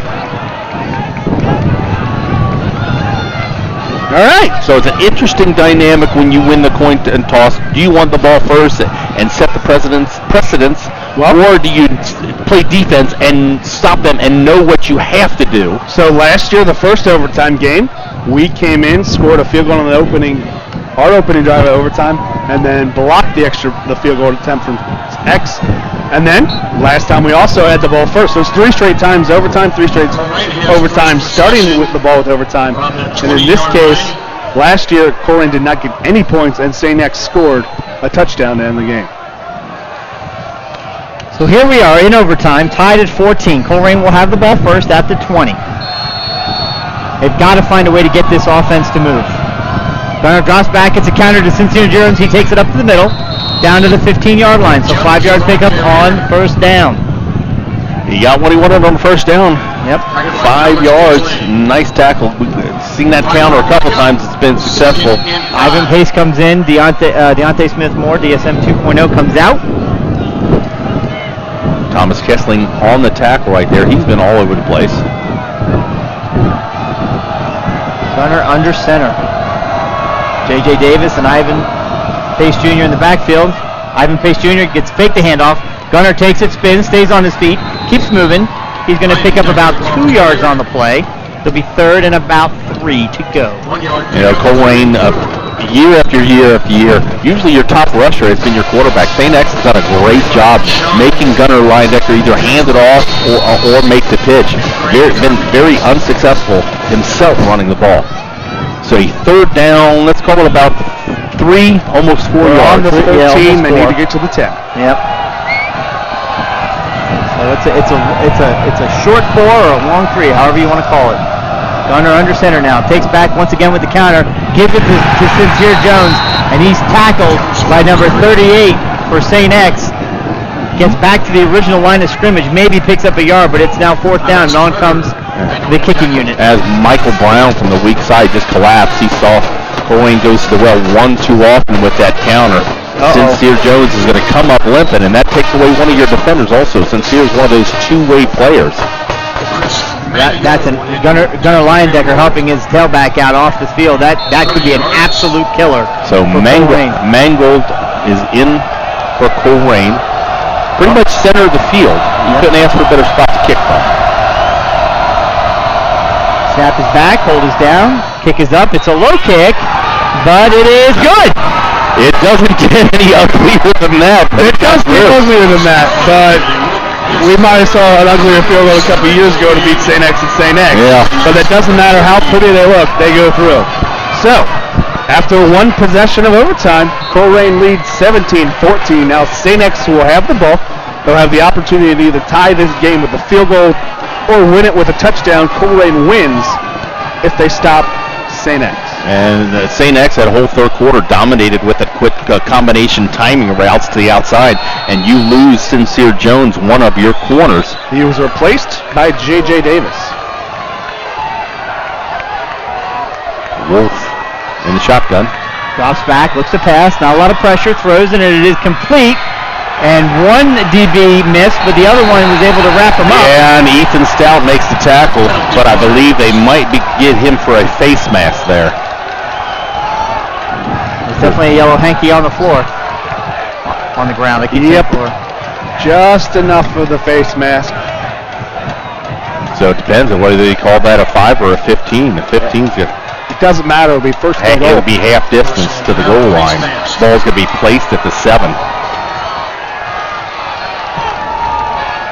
So these timing routes really has taken away the Colerain pressure up the middle. Snap is back. Chase has got time. He drops a little bit of pressure up the middle. He rolls, he looks, trying to find some space. He runs out of bounds.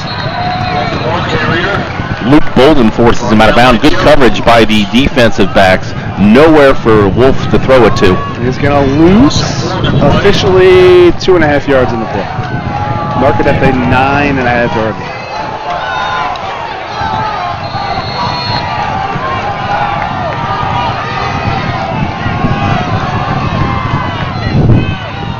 Takes it, runs it, not into the end zone. They're going to mark it down at the 1. Colerain trying to sub. Yep. They're going quickly. Yep, Chase Wolf on center, takes it. He's going to keep it. He's going to run. He's trying to put himself in. Ball game. And he does. Chase Wolf into the end zone. 6 points for the Bombers. And they're going to take a victory out of the jaws of defeat, trailing 14-0 into the fourth quarter. They come back into overtime, outscore Colerain 20-3 to grab a victory on the road. Colerain's, this is incredible. It's only Colerain's 3rd loss at home since the beginning of the 2000 season. 2 of those 3 losses, the St. Xavier Bombers.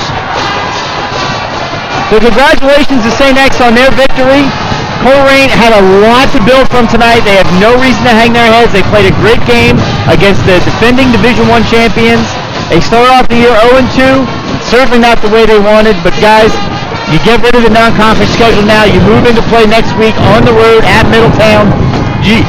GMC action starts. You just got to pick it up and go from here. Well, every game for right now is going to be crucial. Every game is the Super Bowl. If you're looking down the road to the playoff, Colerain Cardinal probably has to sweep the GMC, but they've done it before. So what is it, 17 straight years in the GMC? But they cannot falter the rest of the game. But again, give credit to St. X. They made an adjustment. Didn't touch the ball. Colerain really kept the ball away from the time of possession going into that third quarter. Was so lopsided. But Chase Wolf, the Wisconsin commit, takes advantage of his opportunity. Just dinks and dunks and makes the plays when he needed to play. Colerain gets a little pressure on him, and he scrambles and makes a lot of third down conversions that weren't there in the first half. So all credit to Chase Wolf. And we saw it last year in these two teams. Colerain won the opening meeting.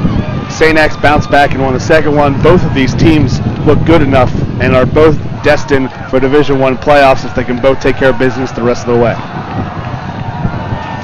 So we'll wrap it up from here at Colerain High School.